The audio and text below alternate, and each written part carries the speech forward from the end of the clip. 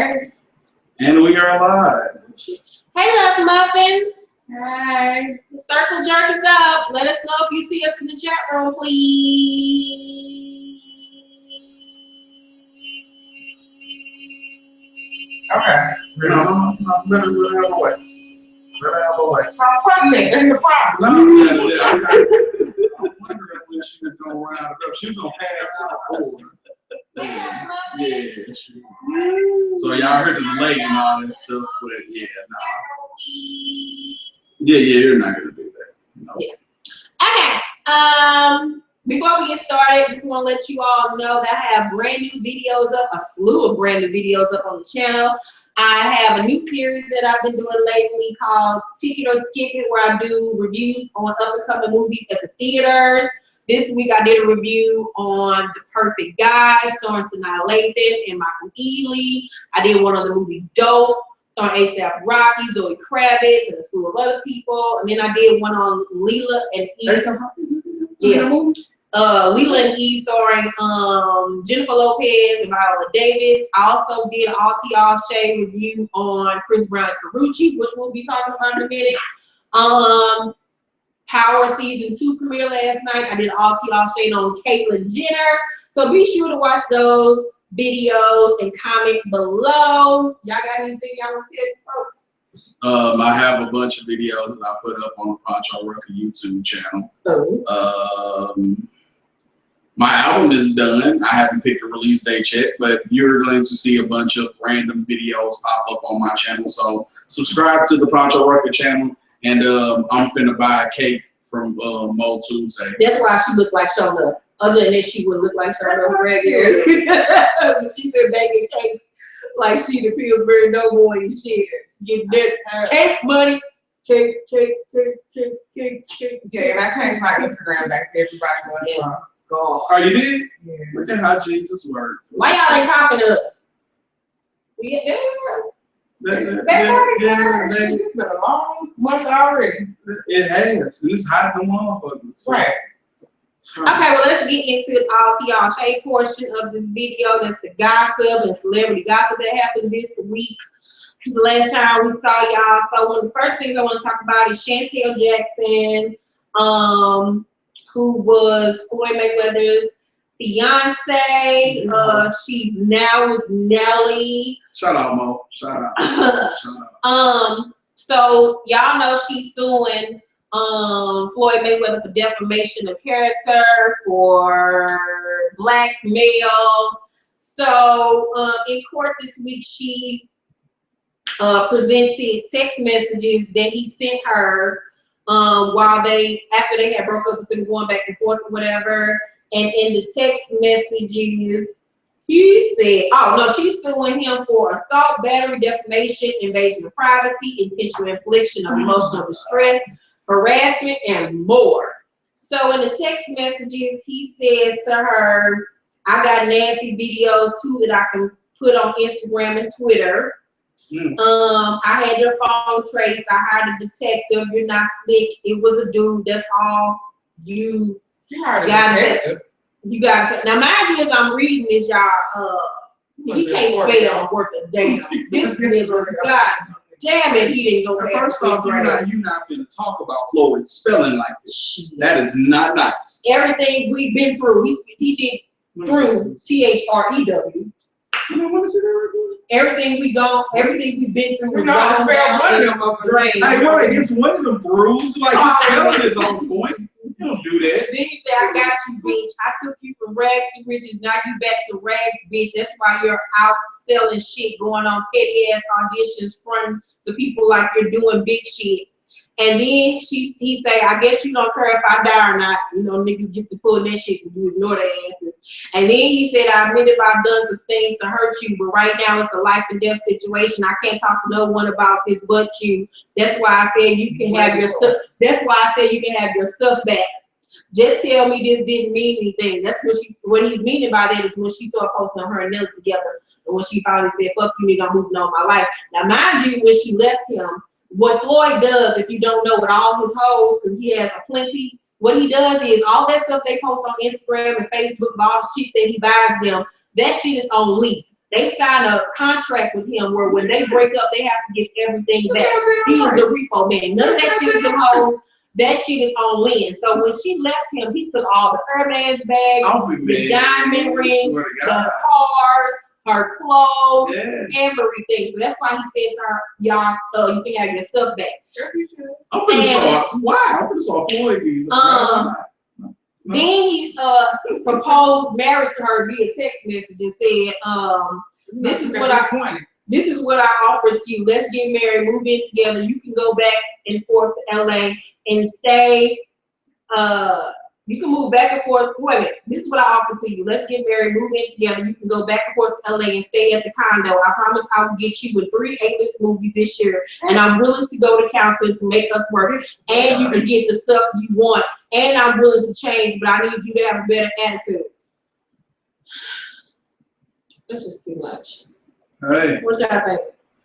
Shout out to you, Floyd, for putting them on lease agreements. Yeah, I agree. with that. I agree like a motherfucker. Them lease agreements. Like, so 2 great things from ain't shit niggas that been created. You got the Kobe contract clause, the confidentiality agreement that Drake adapted, and then you have the Floyd Mayweather take your shit back clause. You know what? No sympathy for her ass because these bitches need to start using that good goddamn sense. If somebody gives you a contract to take their shit back when you leave, they got to let you know that they are crazy or they've been through this shit several times before. And if you've been anybody that's had several, I don't give a fuck if 90. If he done had average 5 bitches a year, why don't nobody want to stick with this motherfucker? Yeah, I don't know. Like, that I don't know. That's just common goddamn sense. So he know that it's going to eventually come a time where he's going to run your ass away. And just think about it. You gonna run, he knows you're gonna run away with all the money that he got and all the shit that he can do for you. That is a good indication that this motherfucker is out to lunch.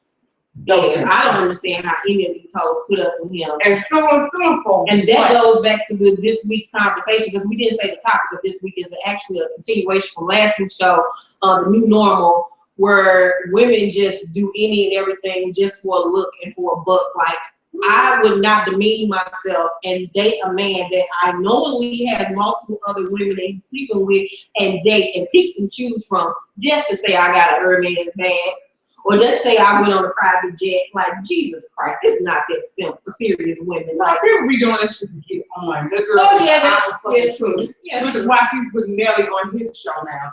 She looking for an opportunity to make her own goddamn money. She'll never have their money. But she looking for opportunity. Her shit looking for no husband that St. Louis nigga she got down. That ain't gonna happen. Yeah, no, because he was with Ashanti ass for 99,000 years and never married her ass. So that's that story. The next story that I want to talk about is the slain rapper Cheeks. What's his name? Cheeks Drugs or whatever his name is. He died. Damn, no. From a shooting in New York. He was gunned down. Well, there's more to the drama, y'all. So we know that he was married with 2 kids, a daughter and a son. And then we know that one of his side hoes was, what's that chick name? Malika, Khloe Kardashian's best friend, who's always on the Kardashian show. And everybody was clowning her for, giving her condolences when he died. They were saying that she was doing too much. She was out of line for that or whatever. So news broke this week that Cheeks got a baby on the way by another young lady named Let me see, because you just... She's something else. I don't know if it's supposed to be Patricia and they put a J in there or they was a type. Yeah, she's like Russian. It's Patricia. Motovic. So Patricia, whatever. Whatever. It's some Russian and vodka like. So the girl is nearly 8 months pregnant. The baby will be named Lionel. That was Cheeks' real name. Oh, okay. I was like Lionel. After his father, they say that the girl and Cheeks was in a 2-year relationship. That they She put up a post that said, "Good turns, bad turns, cherish the people in your life." She wrote on Instagram, as a caption to a picture of her cuddling Chinks.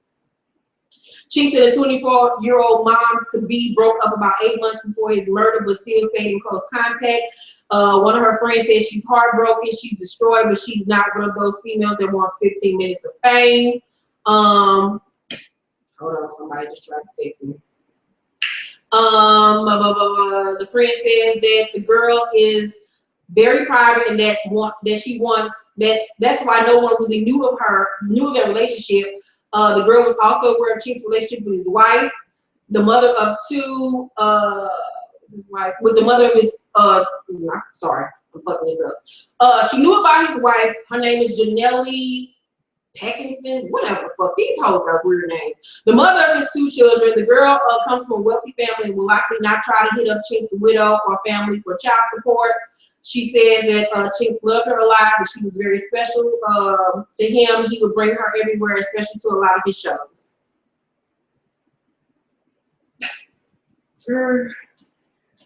I ain't got shit to say. Listen, man.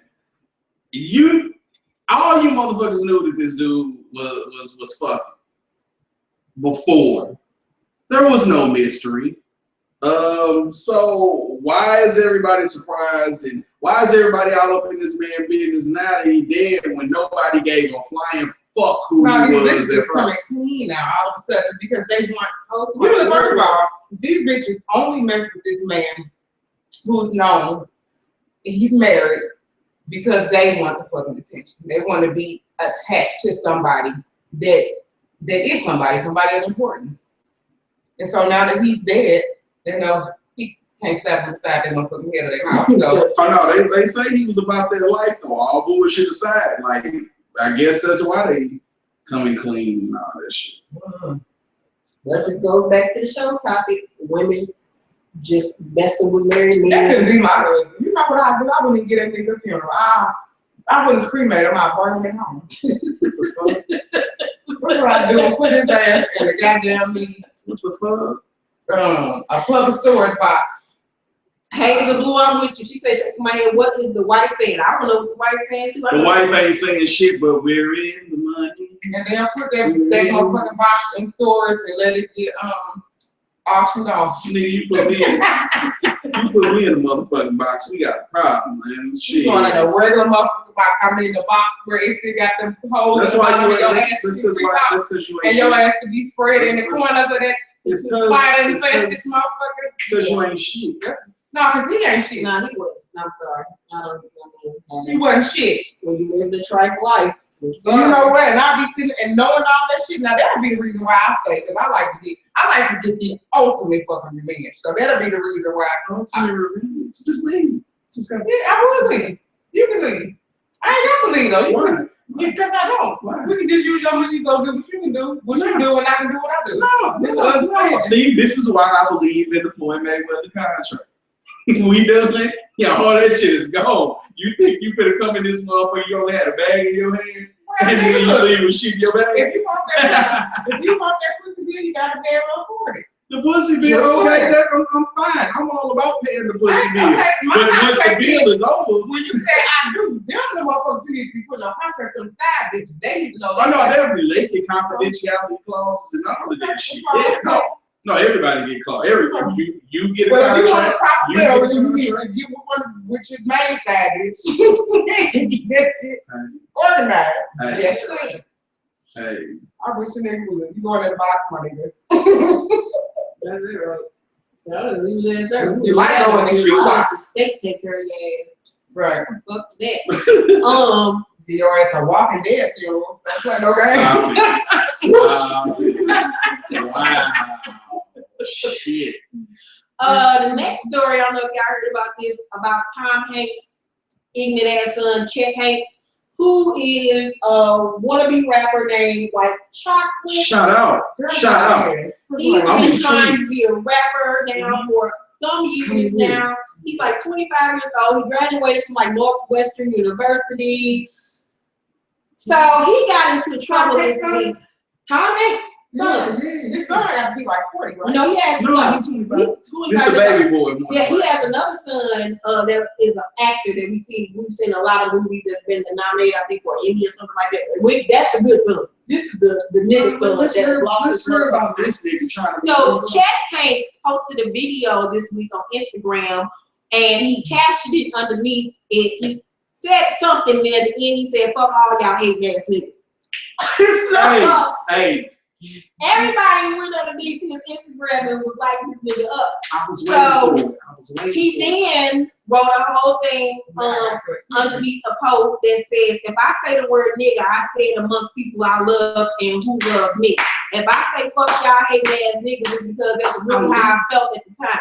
And I don't accept society going to decide what anybody in caps can or can't say. That's something we call, in all caps, free speech. Now, I understand the older generation who grew up in Jim Crow era, you don't even know about Jim Crow, but I'll digress, might have strong feelings against this, and that's understandable. What I'm saying is this is 2015, and even though we are still far from where we need to be, and black people are still being literally killed by a racist and fucked up system, we have also reached a point where the word can no longer have a negative connotation if we so choose. And who is to say only black people can use it? That's why, that's the way I see it. It's a word that unifies the culture of hip hop across all races, which is actually kind of a beautiful thing. It's a word that can be used out of camaraderie and love, not just exclusively for black people. What's the point in putting all these built up rules about it? It's time to let it go. You can hate me or love me. It's time to let it go. You can hate me or love me for it, but can't nobody tell me what I can or can't say. It's got nothing to do with trying to be a thug. It's about the culture of the music. And that's all I have to say about that. No pun intended, LOL. It's all love. Some people will get it, some people won't. Either way, I'm going to keep living my life how the fuck I want. All love. We know you already know how. It's your white man. Hold on, there you go. This is Chet, by the way. Yeah, let me see this motherfucker right here. Let me see this little motherfucker. Yeah, this little motherfucker right there. Hold on, let y'all look at this motherfucker. You see that motherfucker right there? You see them red eyes? Listen. I love how he tried to make the word, like, he tried to, like, bring harmony to niggas. Because you was better off just saying lip. I used the A instead of the ER. Like, you was better off saying that.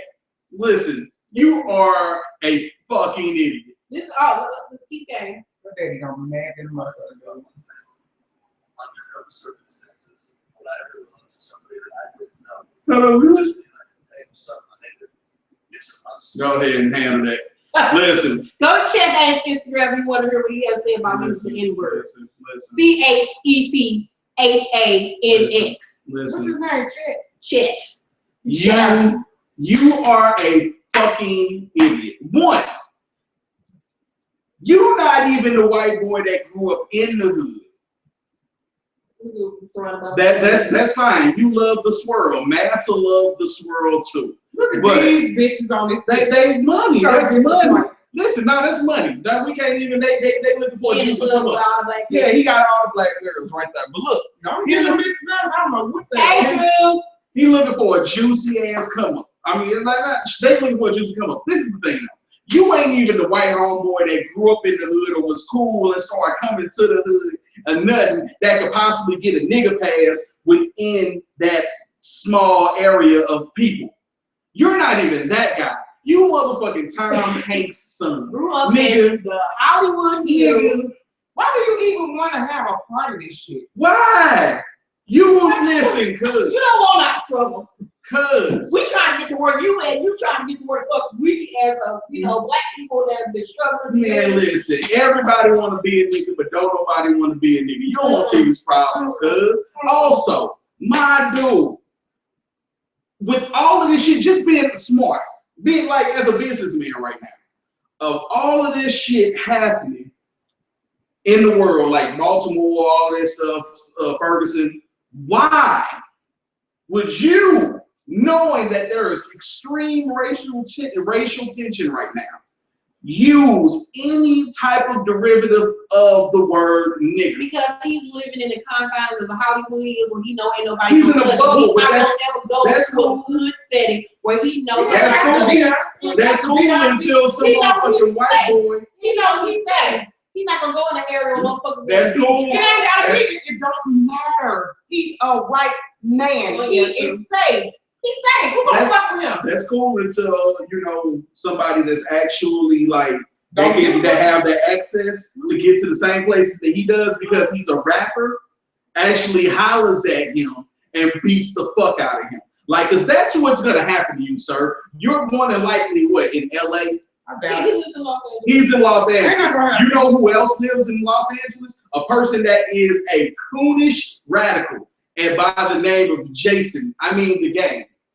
Oh, He man. finds motherfuckers like you and beats you the fuck up. So I hope you have a good time with that, you dumb piece of shit. And you know, he got good black friends. But I never understand the people that are African American that have white friends and do that my nigga shit with them. I don't understand that. I don't even understand how that goes. Once again, like for me, nigga is you know just say okay, my nigga, like you my partner, you this. I can say that.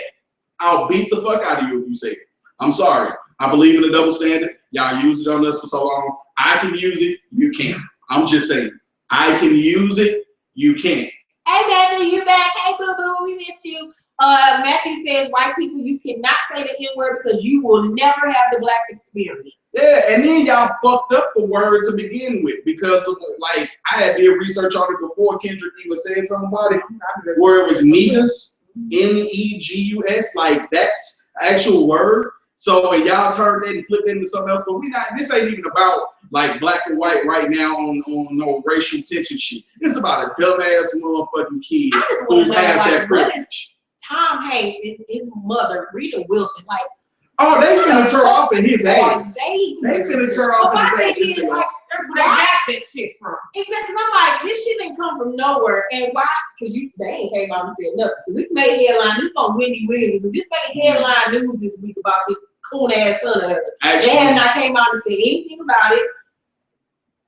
Like, y'all just ain't gonna say nothing about y'all son that's out here thinking he. they will because it's gonna start costing them money. That's the only way. That's the It's only gonna reason start why costing them money. it's gonna cost It's them gonna money. cost them money. Other than that, they're gonna hope that shit die down with your hair because I didn't know shit about it. I ain't know shit about it. Yeah. But Hazel, Eminem grew up in did not grow up in the hood. He grew up on the other side of 8 Mile, which is the trailer park.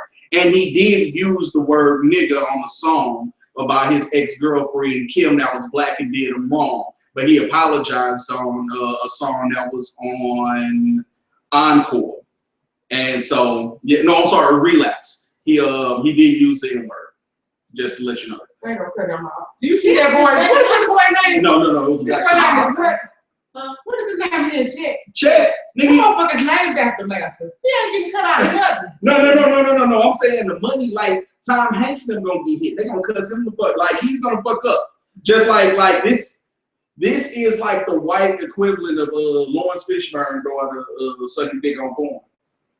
Like that's how pissed off Lawrence Fishburne because that cost Lawrence Fishburne some money. You know what I'm saying? So that's gonna cost them some money. Like me personally, you know, I can't necessarily blame dude like Tom Hanks for his son being an idiot. His son like saying nigga because his son feels comfortable. You see them pictures. He feel like he in. You ain't in, my nigga. I mean, you can't. It's certain things where you can blame the parents and other things. Because just like I could not gonna put this on my kid, but Karrueche gonna be a crackhead for all I know. That I've never used a drug in my life. Right. Never put that around him a day in my life. Right. So you can't really blame the parents all the time and say this Yeah, you got it from the home. It could just be him because the other son acts nothing like this. The other kid acts nothing like that boy. But anywho, let's go on to the next story. We talk about him every week, seems like, because this nigga's crazy. Chris Brown and Karrueche, I did a video on this week about this little coon ass motherfucker. So if you didn't know, earlier this week, it was like Wednesday or Thursday, Chris Brown and Karrueche had another incident. What happened was Christina Milian, who is Karrueche's best friend, and her sister hosted a party at Playhouse, which is a nightclub in LA. Sources say that Chris Brown purchased a table right next to Christina Milian's, likely knowing that her best friend Karrueche would be there. The night of the party, Chris attempted to talk to Karrueche, but she did not want to speak to him or even make eye contact. The two got into an argument and attempted to avoid further confrontation. Karrueche called an Uber to take her home. Chris followed behind her. There is actual video of this. Please watch it. This is where cameras caught Karrueche leaving the club and Chris steps behind her. Sources say they did not intend to leave together. Chris attempts to get into the SUV and yells at Karrueche's friend to get in the back seat. Apparently, he says to her, "Move to the back before I make you move," and hops in the car. You can even hear Karrueche's friend begging Chris to get out of the car. Karrueche only complied because she didn't want to cause a scene and was all too familiar with Chris's explosive arguments. So after that, she goes home. Y'all back in the building? She goes home and grabs some things and leaves her house because she didn't feel comfortable staying at home. This motherfucker goes to her house, banging on her door, yelling and screaming so loud that the neighbors called the police for him to leave. She then met up with him at a diner at like 5 or 6 o'clock in the morning so they could talk because he kept on bothering her. And they had another argument. She fled from the restaurant, running away, crying, and that was the end of the story. Really? Listen, Yes. here's what I think. Is that the end of the story? Yeah. Here's what I think would happen. After all of that shit that they had and problems, because he's still able to find her and all that shit, they went to that house and they had their last fucks. That's what I believe, on some real shit. No. She went to the house with her friends, grabbed some stuff, and left. He thought she was at the house, and he went banging on the door, but she wasn't there. Man, they still, it's something there. No, like no. I ain't talking about just that. I'm saying there's some other shit that paparazzi ain't seen. Like, we not getting the full story with them. No, we're not. We're not getting the full story with them. Like, she was like this photo that tagged her in it. Bitch, you causing, you spread eagle a couple more times. Thank you. They still fucking. I don't care what nobody say. I done had a toxic relationship like that, and the sex was awesome. It was awesome. We went back to each other because we was both stupid. Man, we was both stupid. So the thing is with that, they doing the same thing. If it wasn't gonna be Karrueche, it was gonna be Rihanna. I mean, it's, no, Rihanna's not doing that. I'm just saying. I'm saying no. I'm saying, like, if they had, if the press hadn't gotten to that shit with Rihanna, them, that they still fuck around and probably be together. How retarded they both are and toxic they are. They right up, and all he did was get another Rihanna as far as that goes. It's just the press wasn't all up in their business like that at first because nobody knew who the fuck she was. She was a nobody. You know what I'm saying? I think Chris Brown is getting way too much sugar in his food. Way too much. I don't know. It's some. He got a chemical imbalance. He been had. If you saw the photos of him standing out there in his girl face, looking at her like, "Bitch, make a move." Yeah. Bitch, move, and I'll beat the dog shit out of her. That shit ain't him. Like, you remember that? Yes, he was there. That was standing like, move. I saw that shit all I could think about was Ike and that girl. Yes, like this nigga plays. He's like, he gotta keep his head down. Well, he won't slap the dog shit out of her. I think that this shit is fucking ridiculous. I think if she is fucking with him still, then she's bringing this drama into her life. But thank you, June. I'm with you. I'm sorry because you think Rihanna was not famous. She'd still be with Chris. Yes, just like Karrueche. As far as from what I've seen with Rihanna, they were hella young when all that stuff happened. And if they weren't famous at the time, she would have stayed. But she had to make a point to this motherfucker, you ain't gonna do this to me. That's why she pressed charges. But then when she went back to him the second time, like most girls do, she wanted to see if this nigga changed because they had been apart for 2 years. And then she realized, I think that she grew up. I don't think she ever fucked back with him again. I don't see it for Rihanna. Not no more, but she learned her lesson. I don't think she really learned her lesson because she still do the same dumb shit that she been doing. The thing is this. She lost the money off of that shit. If she would have went back to him after all the pictures that could have showed up and all of that, the motherfucking abuse went the guilt for abuse mothers and all of that stuff or whatever it is, they would have came attacking her, boycotting her, stopping her from getting shows, being on TV. Yeah, but let's take this off the ground. No. I'm just saying as an example. But Karrueche, y'all ain't in the picture. Karrueche is damn near gonna be on the same trip because why? She's gonna start making money off of that shit. So they gonna stop her money if she don't stop fucking with him. It's all at the end of the day. To me, it's all about money. But this whole thing goes back to the show topics. People standing in these toxic ass relationships. Like, when did this shit become okay and the new normal for people to be out here clown? Like, this, what disturbed me about this is that the paparazzi, regular bystanders, stood by and watched this little boy harass this girl out of a club, get into a car, unwelcome and unwanted. He bombarded his way into this girl's car and nobody did anything. When did this shit become okay? Just because he got a few $1 million that he is allowed to run rampant and do whatever the fuck he want to do without any consequences. That's why this little motherfucker continues to act the way that he does, because nobody does anything about it. That's why last week we were just talking about him threatening Tyson Beckford on some blood game shit, like he did something. Then apologize. I'm gonna get my life together. Then I read the whole speech. I'm gonna get my life together. Then a week later, come on, even a full week later, here he go doing this shit. This shit is not okay, and I don't like it because I don't like it from her point of view or from his point of view, because I'm tired of young women thinking that these types of relationships is what's cute and what's hot and that's love. That ain't love. Ain't shit about that shit love. That is harassment. That is mental abuse. That is physical abuse. That shit is not okay, and this shit needs to stop. Anybody else? Listen, I'm just sick of it. Will somebody either put a bullet in his ass? She's trying to stay relevant. Listen. She knows she ain't shit without him. Well, no, everybody's going to get her ass in a week. Listen. If it don't be no Chris Brown craziness for her fucking life. Here's the thing. Either somebody put a bullet in his ass, lock him up, or let him do what the fuck you want to do. One of the, you got three choices. You know what I'm saying? Kill him, lock him up, or leave him the fuck alone. Or leave him the fuck alone. Drew said, didn't he tweet something about asking God for help? Yeah, he did. Welcome to the chat room. Sharaza, what the fuck you Cook, whatever. I'm just gonna call you right now. Sharaza Cook. Yeah, she said, yay, so happy to finally be watching while y'all live. This Kindle does it all. I've been trying to watch it on my laptop and it never shows. Shout out to the Kindle. Speaking of Kindles, you can go get paper hearts right now on your Kindles and Nooks and all that shit. You do it. Thank you. So on to the next story. Let's go back to the whole Duggar thing. So remember when I told you all about the 19 Kids show on TLC where the Duggars were put on blast because their oldest son, Josh Duggar, had sexually molested 5 young girls when he was a teenager.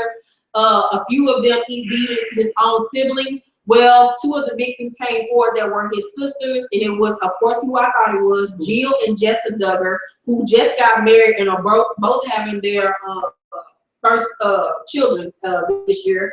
And they were rumored that Jessa Duggar and her now husband are about to have a spinoff show on TLC, but who knows if that's going to happen now because of this whole thing. Well, the girls spoke out in an interview they did on the Kelly Files show on the Fox News Network. And they said this is something we chose to do. Nobody asked us to do this. They said they wanted to set the record straight. Josh was a boy, a young boy in puberty, and a little too curious about girls, says Jessa. And that got him into some trouble, and he made some bad choices, but really the extent of it was mild, inappropriate touching on fully clothed victims, most of it while the girls were sleeping. Jill, 24, adds that they didn't even know about the molestation until Josh had confessed to their parents. None of the victims were aware of what happened until Joshua confess. Jessa agrees, adding, my parents took us aside individually and they said, here's what happened. And of course, at this point, you're shocked. They said, because this is my older brother who I love a lot, it's conflicting. Jill says that she was very angry at first, like how could this happen, but chose to forgive Josh after he went to each of his victims and asked for forgiveness. The new mother to Israel Davis says that nobody forced her to forgive him and that the victims were allowed to make the decisions for themselves, while they were sad whenever he was sent away, presumably for counseling, which police reports revealed was a 3-month stay with the family friends in the home rebuilding business. Remember I told you that we could build houses as a way of right through 15 ain't that bad. At the same time, it was burned in our memory, says Jill. Josh made some very bad decisions, and he's going to suffer the consequences of those decisions. Jill goes on to share that her father, Jim Bob, told her that there's a difference between forgiveness and trust. She adds that you can have forgiveness with boundaries. Trust comes later. Josh destroyed that trust at the beginning, and so he had to rebuild that. When he came back from counseling, that was the point of rebuilding. The girls also addressed charges of hypocrisy aimed at the Duggars for preaching Christian family values. The family adheres to strict fundamental Christian teachings while hiding Josh's secret. If you go back and look at everything that people have seen in our lives and television, you know we've never claimed to be a perfect family, says Jill. Jessica also defends Josh working at the Family Research Council, insisting that he's not a hypocrite either, even despite organizations lobbying against LGBTQ lifestyles. It's right to say, here's what I believe, here's my values, and even if you've made stupid mistakes or failures, if you have failures in your past, it doesn't mean you can't be changed. I think the real issue is people are making this sound like it happened yesterday. Here's what I Listen. Okay, go ahead. Go. Oh no. This is hold on, because I know you got. I want to hear this. I want to sit back and train. Oh, really? Okay. First, I want to say this.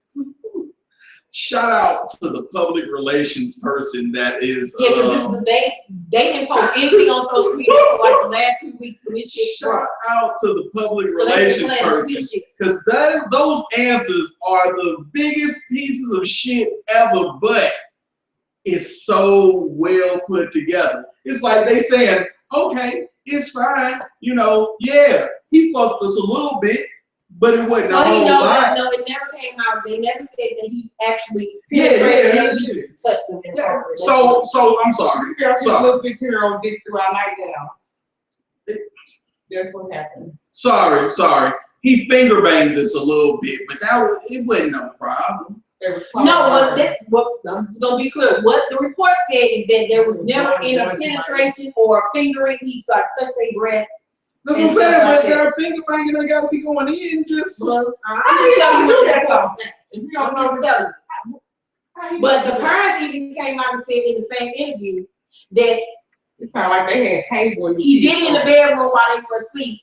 And when he first told them about it, he did it in the bedroom, they found out about it. And then it happened again afterwards on the couch in the living room with the girls. And that's when they sent his ass away. They was like, your ass and stop. Send his ass away. First off, you send him away because that's your son. You know what I'm saying? Now, I'm with it. But I'm going to use the Bible in this one. What happened to spare the rod, spoil the child? What happened to that? Beat that little motherfucker's ass to make sure that he knows that there's consequences to this shit. And then y'all be the same motherfuckers that was just up here bashing gay people like that's the wrong thing to do. Like they wrong to live in their lifestyle just because you don't agree with it. You got a whole son. You got a whole motherfucking incest track up in this motherfucker. Y'all riding the fucking the sex train of incest and shit. Right. What the fuck is wrong? Man, listen. Cancel their show, but what's gonna happen is TLC is not cancel the show at all. They pulled it from network. Old girl finna get what's her name, Jessica and Jill. They're gonna get their own show. That's what's finna happen because they're gonna do a spin on this and have her, moving with her life and make it all happy. And then they're gonna have the dark part where she's going to counseling and crying and talking about this and talking about that. She's gonna they gonna make bread off this shit, and it's fucked up because should nobody eat off this. I am a person out of the 3 people on this show that actually watches 19 and Counting. I actually started watching it last year and fell in love with the family. So when I found out about all this, I was highly disappointed because from the show, you think this is a great Christian family. No, I did not agree with I didn't even know about their views on the LGBT community when I was watching the show. So to find out about that afterwards really hurt my heart. What's LGBT? Lesbian, gay, transgender, whatever Community. Yeah. So. Oh, lesbian, gay, bisexual, transgender community. Okay. All right. I learned something like that. So, they, as a viewer of the show, I would never view the show the same. So they need to just go ahead, cancel the show, because 19 and Counting is TLC's biggest show today.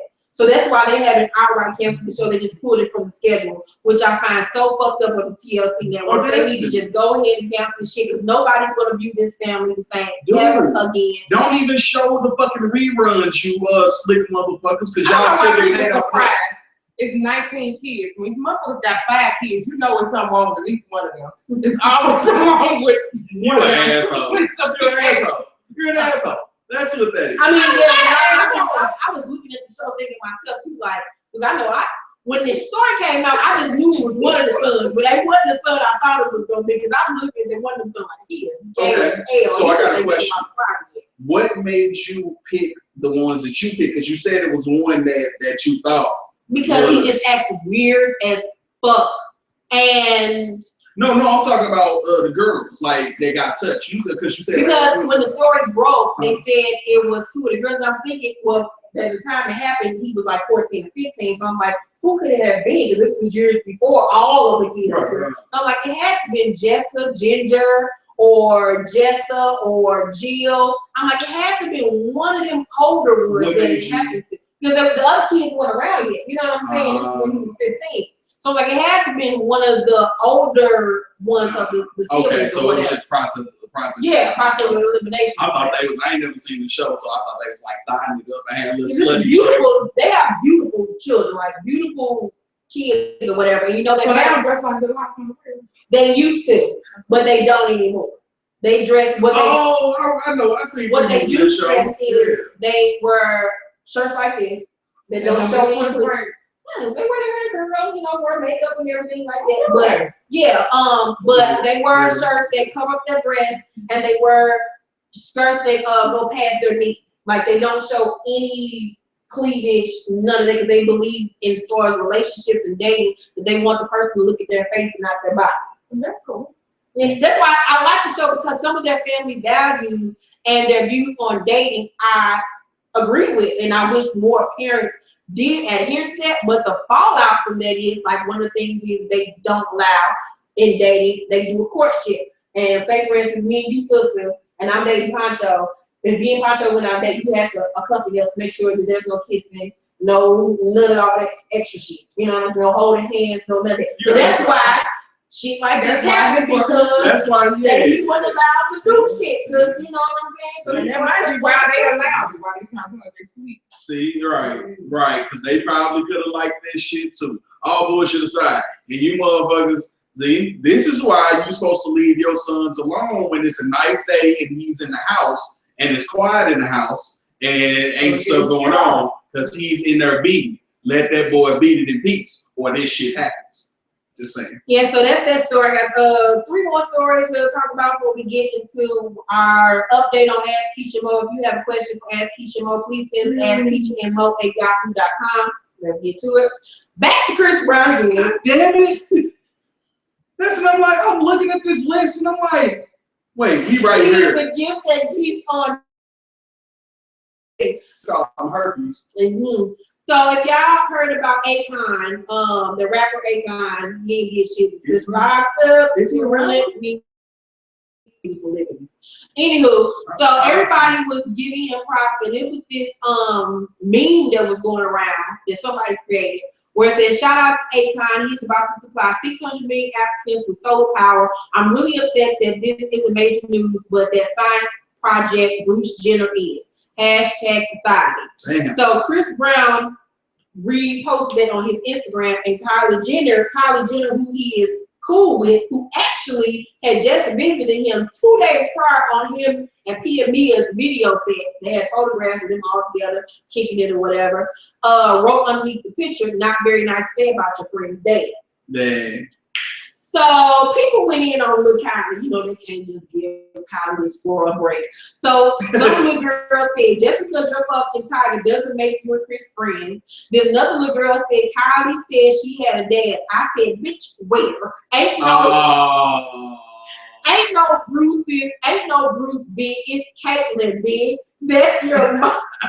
That's your mom, Kylie Jenner. And you and Chris aren't friends. You're privy to his life by association. When Tiger finds a new piece of tail, see if Chris will be calling you up to chill. Why is Chris her out? Kids be so confused. Control your feelings, little girl. Everyone isn't excited and proud your mom, dad put on the dress and changed his name. Oh, damn it.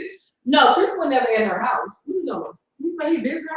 No, she visited him on his video set with one of her girlfriends, like Keef, who was a artist or whatever. And they was, photographed on the beach, all taking pictures together, whatever. Like, so she got her feelings when he said something about her dad, because she feel like they cool, but they always are cool because Tiger. But that means nothing, because you still. I mean, it's still fucked up. I feel some type of way too. You just like,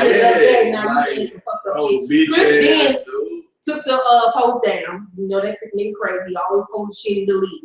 So my thing is, if you post it, leave that shit up. Yeah, like everybody sending it out yeah, you about to lose the money anyway. You so. about to lose the money anyway, bro. Live and die with that shit. Yeah, because he's white eye. He is man, he like Ike. Yeah, like Ike all the way.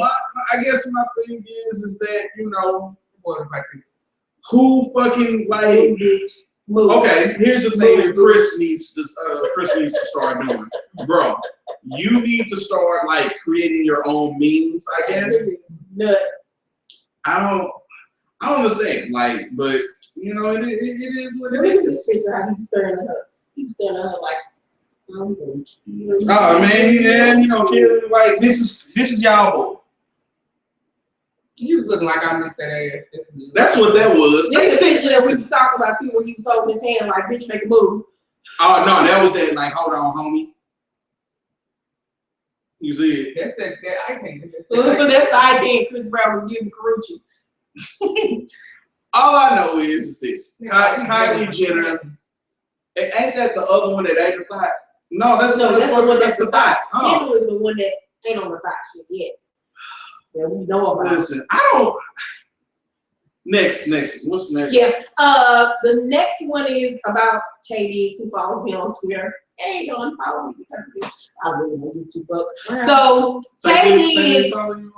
Yeah. So Tay Diggs is going through a divorce now with his wife, who is a acclaimed actress and singer. She actually did the singing on Frozen. Let it go, let it go. Adina Mazel. Yeah. No, that's is that the second one or the first wife? I don't know if he got 2 wives or just one. But Adina Mazel is the current wife. I want to say I hate you, Tay Diggs' ex-wife, for that fucking song. Yeah. So and she also played on the mama on Glee for the one girl character. But anywho, so he's going through a divorce. And so, Tay Diggs likes white women. We've never seen him with a black woman until this week. In public. Yeah, until this week. So one of his jump offs, a black girl, a ghetto thought black girl too, put him on blast this week of a video. She had a video she put 2 parts of it up so far. The first part of the video is her in the bathroom. She's a light-skinned girl, blonde hair, red lipstick. She's in the bathroom doing the shit that girls do, doing all this shit. And then the second part of the video, she goes into the hotel room and Tay Diggs is laying back on his, she's filming, like this, no secret. He's laying back on his back with his legs spread up, whatever, watching TV. He's fully clothed or whatever. And she's like, hey, and he's like, whatever. So, I guess they got into it because she in her feelings. So she posted the videos and wrote, Tay Diggs, don't you dare motherfucking play with me and bring me out of character. I don't care how much money you give me. You will not disrespect me, bitch, with your little ass dick. I will tear out this entire video piece by piece of you licking both me and my bitch pussy and your fucking number if you don't get your shit right. Don't make me put all 7 parts of this video, bitch. Act dumb if you want to. I have footage of you on all kind of drugs and sucking on my clit hole. I never air out any celebrities I fuck with, but nigga, you tried. I will end you. Let's let the world know why your divorce really came to a fucking end. I'm drunk and not in the mood for bullshit. How many nights we spend in Dream Hotel, or do you need me to display your address in Lower Manhattan? Fuck out of here. Fuck you, Tay Diggs. And wait, fuck you, Tay dumbass Diggs. I should some of your ass be like you looked investment. Something. I should do your whoop his ass Like all in the backyard. But what's wrong? I mean, shit. You listen, man. You think this man actually cares about you showing pictures of him eating you and your friend pussy out? No, all she did was go on MediaTakeout.com. She released a photo of his penis. Oh. And when I say I literally threw up in my mouth because his penis was literally this size, and he put a condom on it, and the condom was right here. What is the point, Jesus? What is the point? So you won't get pregnant? Ain't shit coming out that motherfucker but sesame oil. Like, bitch, please. Listen, no. listen. Sesame oil? Yeah, I was trying to ride past it. My whole thing is how you earn him out when he's getting drunk and eating your pussy? That sounds like the only thing that I think that could even potentially harm him is the drug part, but the other part is like, girl, please. And right, Charzad say, that nigga tell you I was dick. I mean, I don't know. I don't look at tapings in that way, so I don't. Yeah. I mean, I don't look at him in no kind of way. He's not. He doesn't do it for me at all. That nigga say, Charzad say, it's probably why he never dated black women. Hey. You know, he don't date black women because he's. Let me explain something, y'all. If y'all pay attention to half of these men out here, I'm sorry, I don't give a fuck about interracial relationships. I date white men or whatever the case may be. But if you pay attention to half of the men that date white women or men that grew up physically challenged, these are the brothers that nobody wanted in school. Us black girls didn't look past their asses. And then when they got older, I think so. When they got older and started looking some type of way, they said, fuck these black bitches because they never wanted my ass. I'm going to go for the white girls because the white girls are the one that paid me attention. The brothers I talked to, the mess with white girls was going that way since they tired of this shit. They tired of it. They tired of the attitude. They tired of the black bitch. They tired of the love and hip hop bitch. My uncle is married to a white woman. And so I have on both sides. And she was the one that rode with him.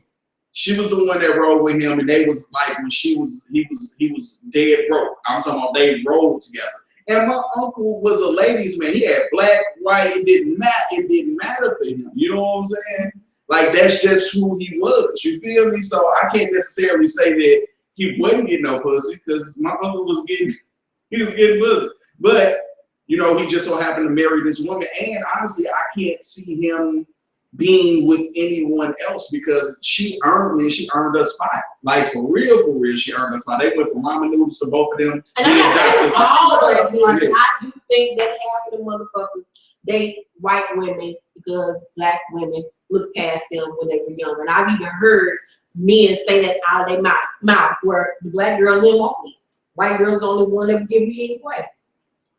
So, I don't know. Last story before we get to the Ask Keisha and Mo was Zoe Saldana, who just got married like a year ago, just had twin babies. Her husband is so cute. Her husband, who is an Italian artist, his name is Marco Karrueche or something.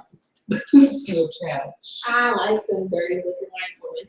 Anywho, instead of her taking his last name, he took her last name. What the fuck wrong with you, dog? What do you feel about that? That is the dumbest shit ever. You might as well take your nuts. Yeah, straight fucking him. She be fucking him.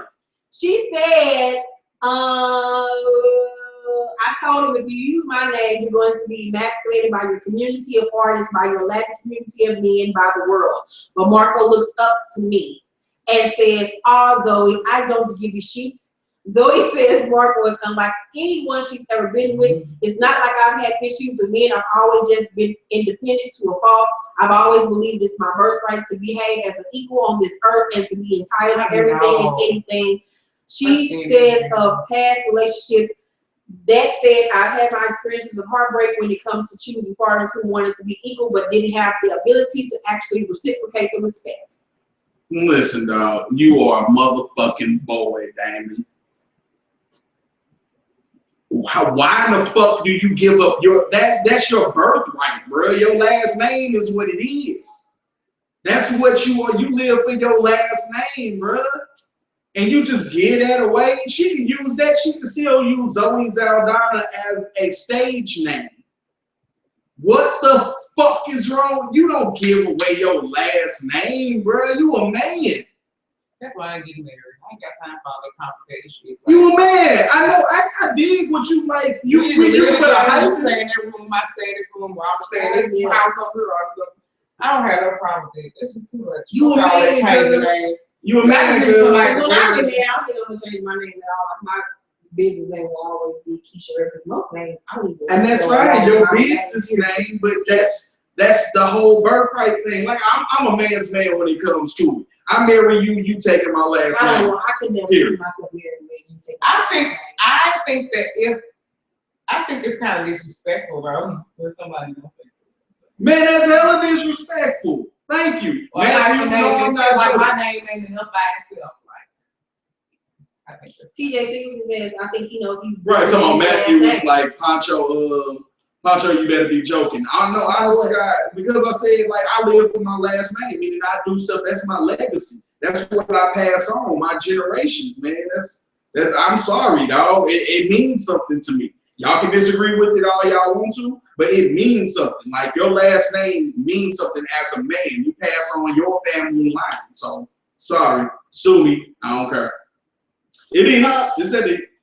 Y'all mad at Poncho? I don't care. Hey, hey, be mad at the Woo!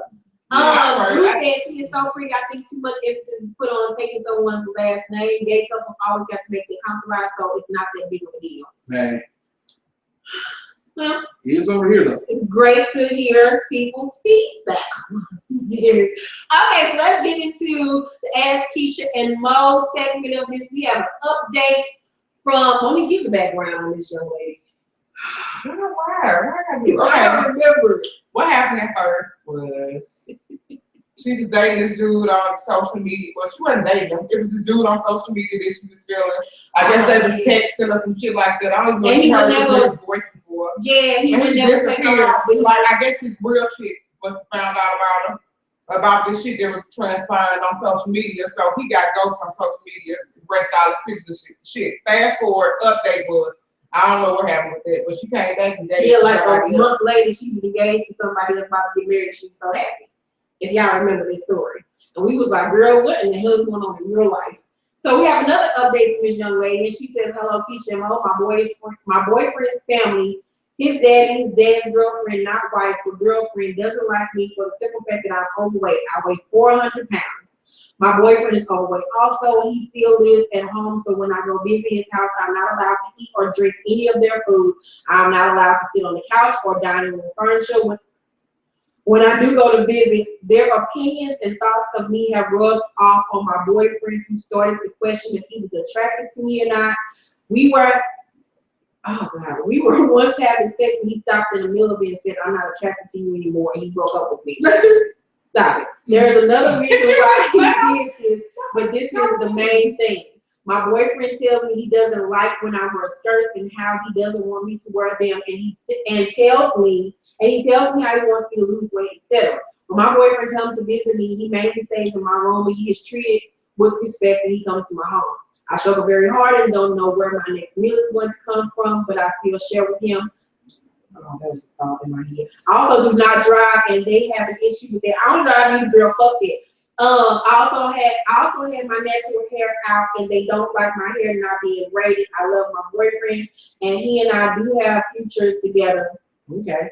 However, What should I do in regard to this? Also, for Father's Day, I wanted to take his dad out to dinner, being that he and his girlfriend go out to dinner weekly, but I don't like to be around them. And I will not allow myself to go to my boyfriend's house anymore. I don't want to share grandchildren with this man, and I don't like to be around materialistic and shallow people. What would you do, Keisha? Fuck all of them. Yeah. Fuck all of them. Because first of all, he's tolerating shit. He's allowing them to disrespect you, regardless of how he feels. And they planted that seed in his head about his distaste for you or how they think. But the fact that he even still in that motherfucking house shows me that y'all don't need the priorities is all over the place. Matthew said, I refuse to believe that she is real at this point. Yeah. How does he think that she is making things up? You know, she's not. She's really real. We need to go like do a live filming with her. Yeah, because you need therapy. Listen, baby. I'm gonna say this to you. Go ahead.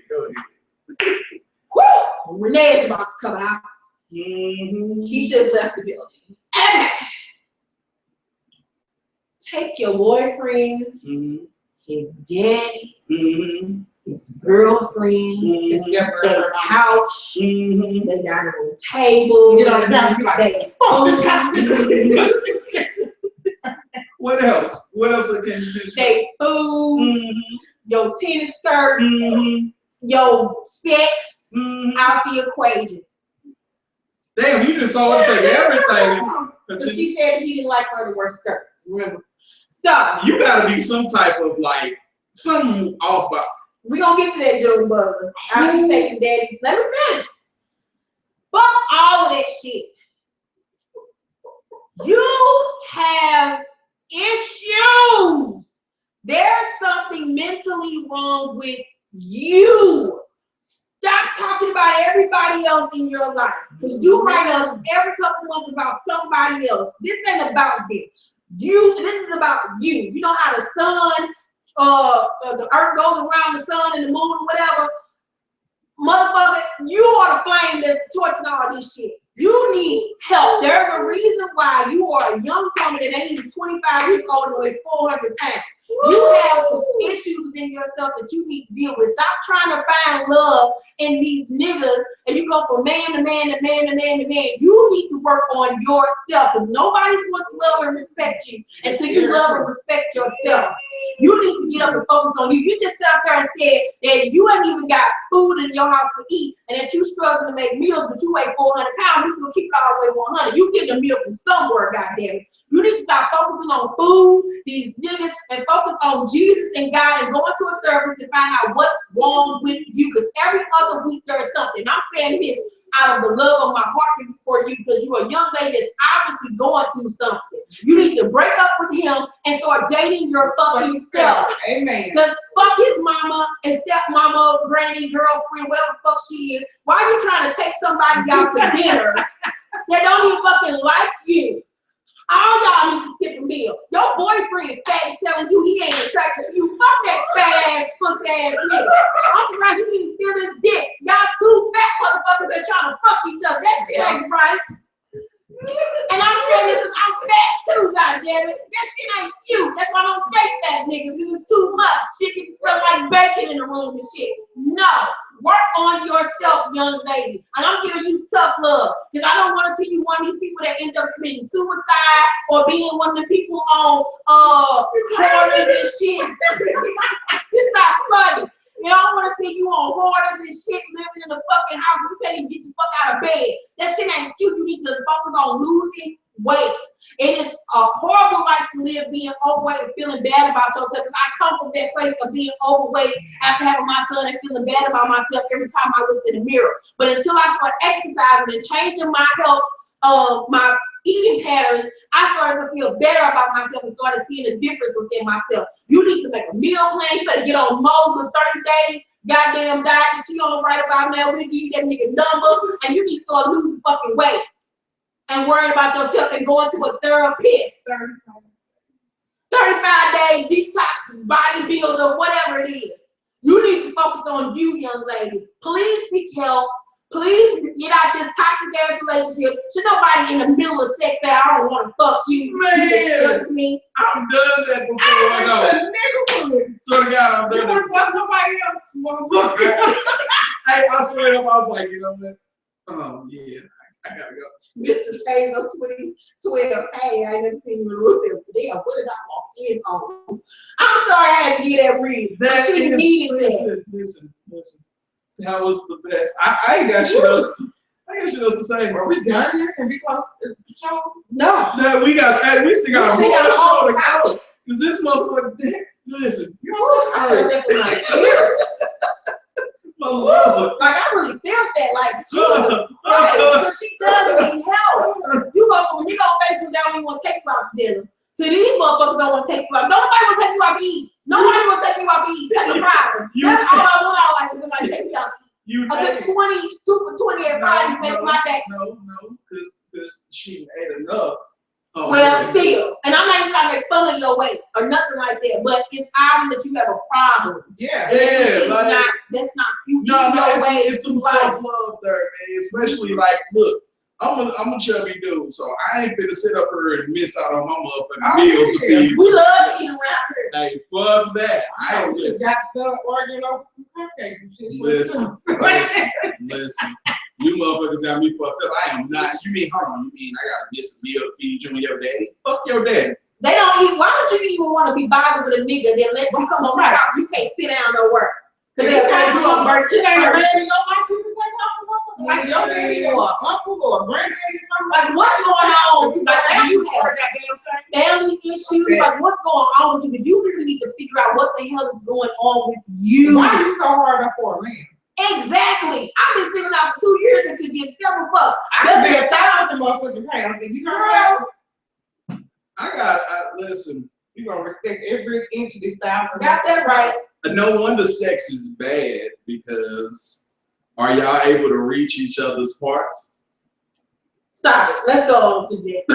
Stop it. Okay, show topic. Please seek help, please. Next time you write us, please tell me that you are broken up with him, that you are going to counseling, that you are trying to diet, you're seeing real Jesus, talk, man. and Play your ass off of social media. Hey, get the fuck off the computer.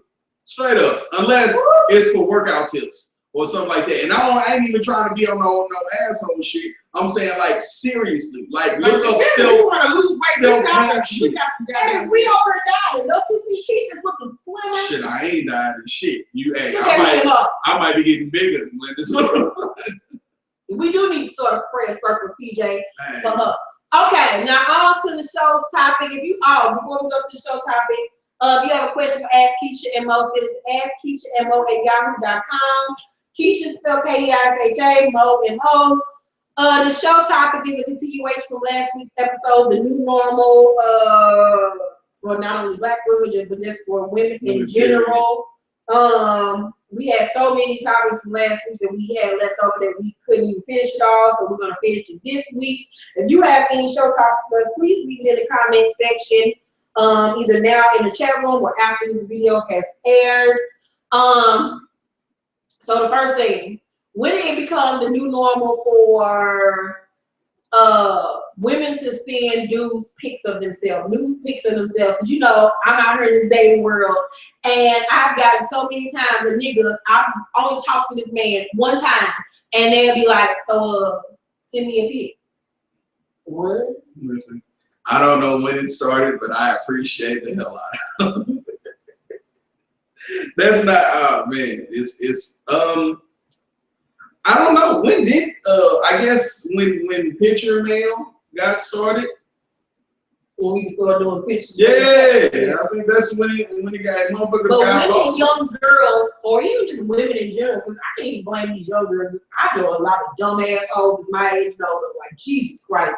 Like, when did it become okay for a dude to tell you to send me a pic after knowing you for 5 seconds and you feeling okay and comfortable enough with that to send him a titty pic? Okay, let me explain something real quick.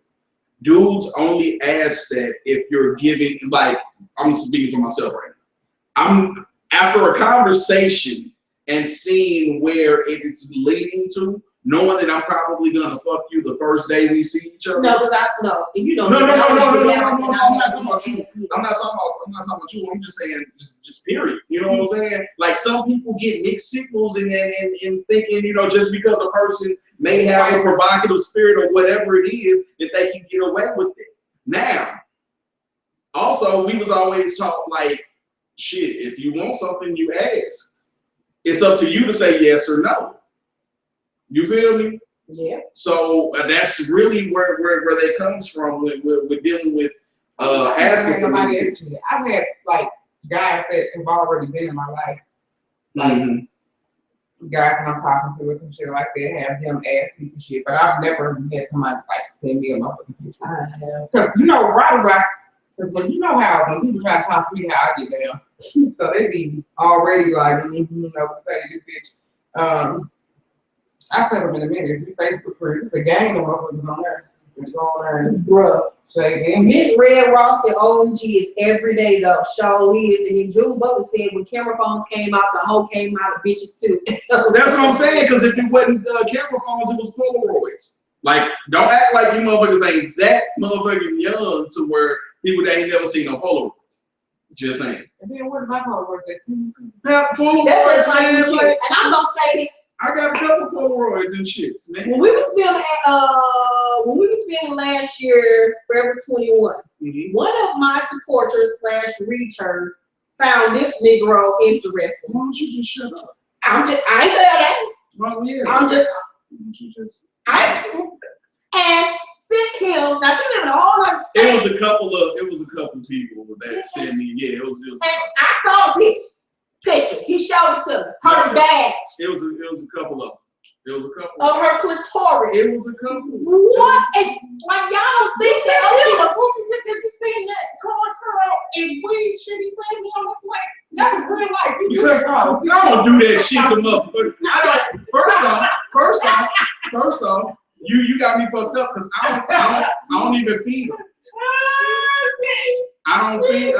Like, y'all don't be thinking when y'all send niggas this shit that they show them motherfuckers like I done seen your pussy. And God knows who else is in your pussy. That shit might be on season too. Ew. This shit ain't gonna be on the business season. I ain't putting TJ says, I hate when dudes send me pics of that ashy ass dick, sir. I can ask for your picture. That does nothing for me. It's a penis looking at that one-eyed demon does not do it for me. I agree. Hey, but y'all, you know what's that girl where I'm like, send me a dick pic or you send me a nigga send me a picture of his dick. It's a wrap. I'm letting these niggas believe that y'all interested in seeing this shit. Like, niggas are already thinking that they dicks cure cancer for real. Y'all be surprised how many people ask for dick pics. Oh, my cousin has a phone full of dicks and be just showing me. Like, look at this. Yeah. That shit is disgusting to me. I want to see these random niggas' penises. Ew. I just think that it's ridiculous because whoever you hoes out there that's doing it are making it harder for bitches like me that got some goddamn sense about myself and have some self-respect. Because this shit shouldn't even be normal for a nigga to be like, hey, send me a pic. No, nigga, what? Picture of my first ass toe. Girl, I can't. I mean, listen, sexting is fun, I guess, but it is what it is. No. And Pancho don't got it like that. I don't. Yes, I really don't. Nasty ass. I'm a freak. What the fuck? What's wrong with that? I can say something else about you too. Like that's what I got. I'll say because I got that to read you on anyway later. I don't know. But anywho, so the next thing. We all know teenage pregnancy has been around for forever. But I know growing up that teenage pregnancy was a thing to feel ashamed about. Everybody talked about you in the neighborhood. You was like, ooh, she pregnant. Like, It was looked down upon. Now at this age, for Kyrie's generation, my son is 15 years old, it's just normal for a young lady to be pregnant, and it's just like, oh well. And I asked Karrueche this last week after we got enough film, and I said, is there any little girls at y'all school that's pregnant or has been pregnant? He was like, yeah. And I was like, do like y'all trip off of it? Like, is it like, do people like look down on her or talk about her or, you know, or is this normal? He was like, I mean, it's pretty much normal. I mean, they be seniors, so. And I was like, what? Just because they're a senior, it makes it okay? Like, when did it become okay for teenage pregnancy just to be a normal thing? Because I know when I got pregnant at the age of 17 with Kyrieche, I felt ashamed because I felt like I was letting my family down. I knew when I went to school, people started looking at me kind of funny, like knowing my business and just feeling like I was just being fast and promiscuous. Like, when did it become okay?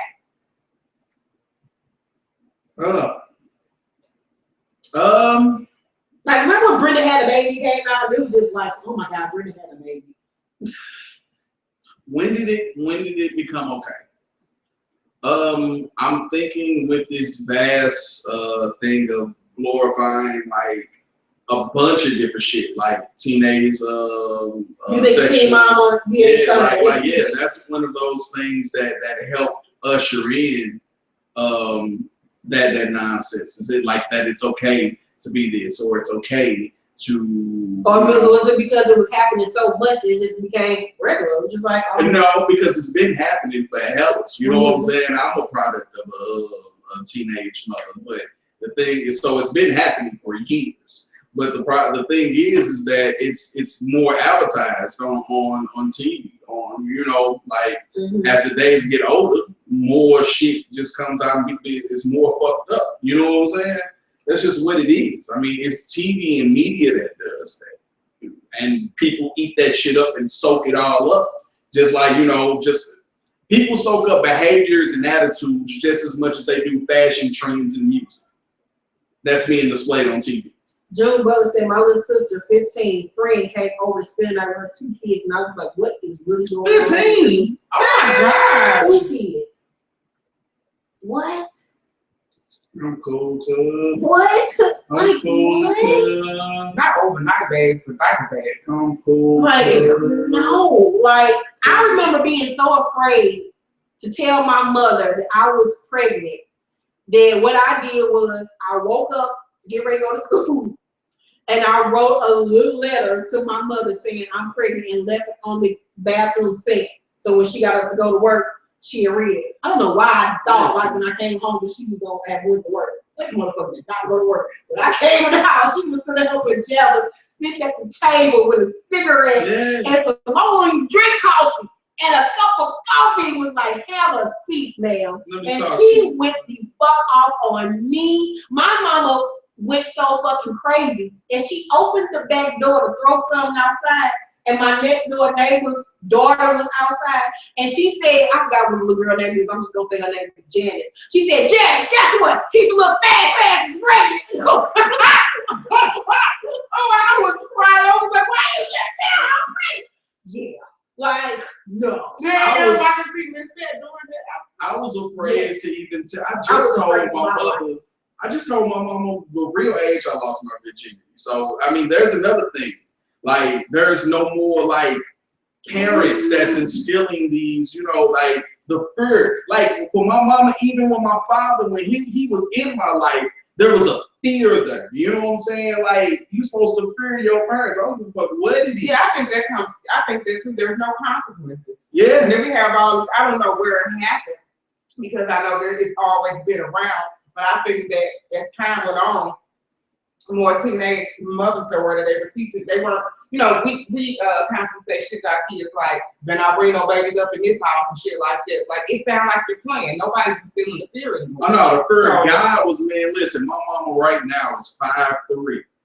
When I was younger, she was every bit of 7 foot 95 inches in like 395 pounds. Like, she'll beat your ass type shit. And I feel like, not the fact of, beating ass, but my thing is that there's no more authoritative figures to show you the rights and wrongs to say, don't do this or don't do this. Like, ladies, don't fuck when, don't fuck the first date. Or ladies, if you do, make sure you know that men only treat you like a hoe if you treat yourselves like a hoe. Committed, he said that shit is sad. When I graduated high school in 2010, there was only 6 of us females that didn't have kids. Mind you, it was only 40 girls that graduated.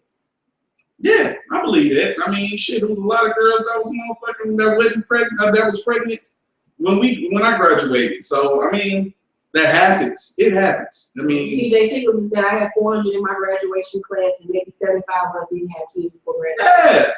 So that's a common thing, but it got like okay to be this thing because maybe I could get a reality TV show out of it now. Right. You know what I'm saying? Like, or I could post up my kids on the internet. It goes viral. I can continue to do that and make money off of sponsorship. And then I also just think that it's just become normal because they see everyone around them that are pregnant, teenagers. It's just like, I'll be all right because I know I can go down to the rep office. And get this, and you're not actually being helped there. But you know what?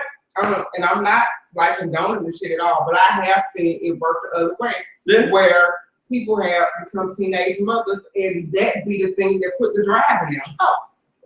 And I will say, before we go on to the next subject, I got pregnant for the first time when I was 16, had an abortion, and then 7 months later got pregnant with Karrueche. Mind you, I was a golden child.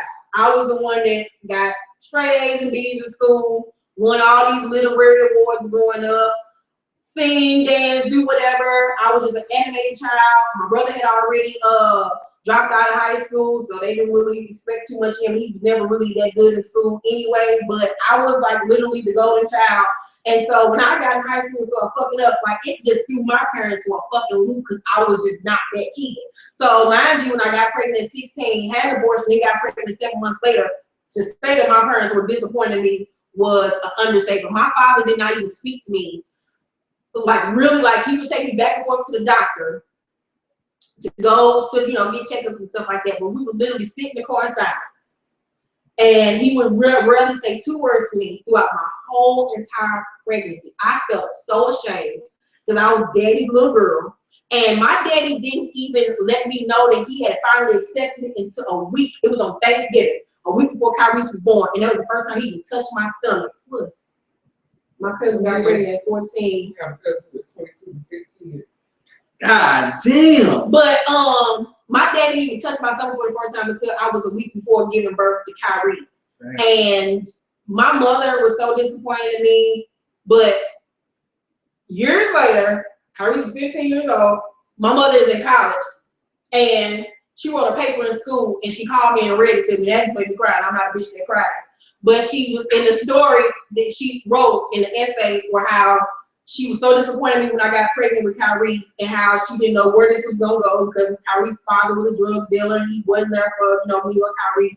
But how she said that I'm such a great mom to Karrueche and how she couldn't be more proud of me and that how much of a good mother that I am to my son and how much Karrueche changed my life. And I say this to anybody. Without Karrueche, I wouldn't be sitting up here talking to you all right now. There would be no books. There would be none of this because I would literally be out here being a track queen. Like, and I'm not even lying. Like, I don't even know what my life would have been. So, to some young ladies, it is something that really transforms their life for the better. But for the majority of these little girls, right. But that's the thing. Also, the thing is you still had those authoritative figures. Yeah.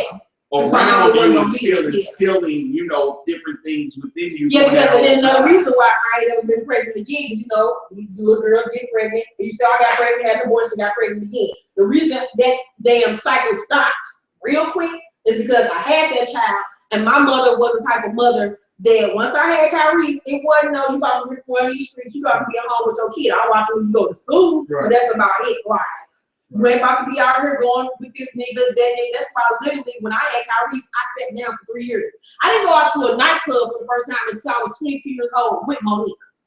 For the first time, I started being able to even go out and have fun and start experiencing stuff that my friends had already been experienced going to nightclubs and do this and that. I couldn't do none of that because I was at home with my baby where I needed to be.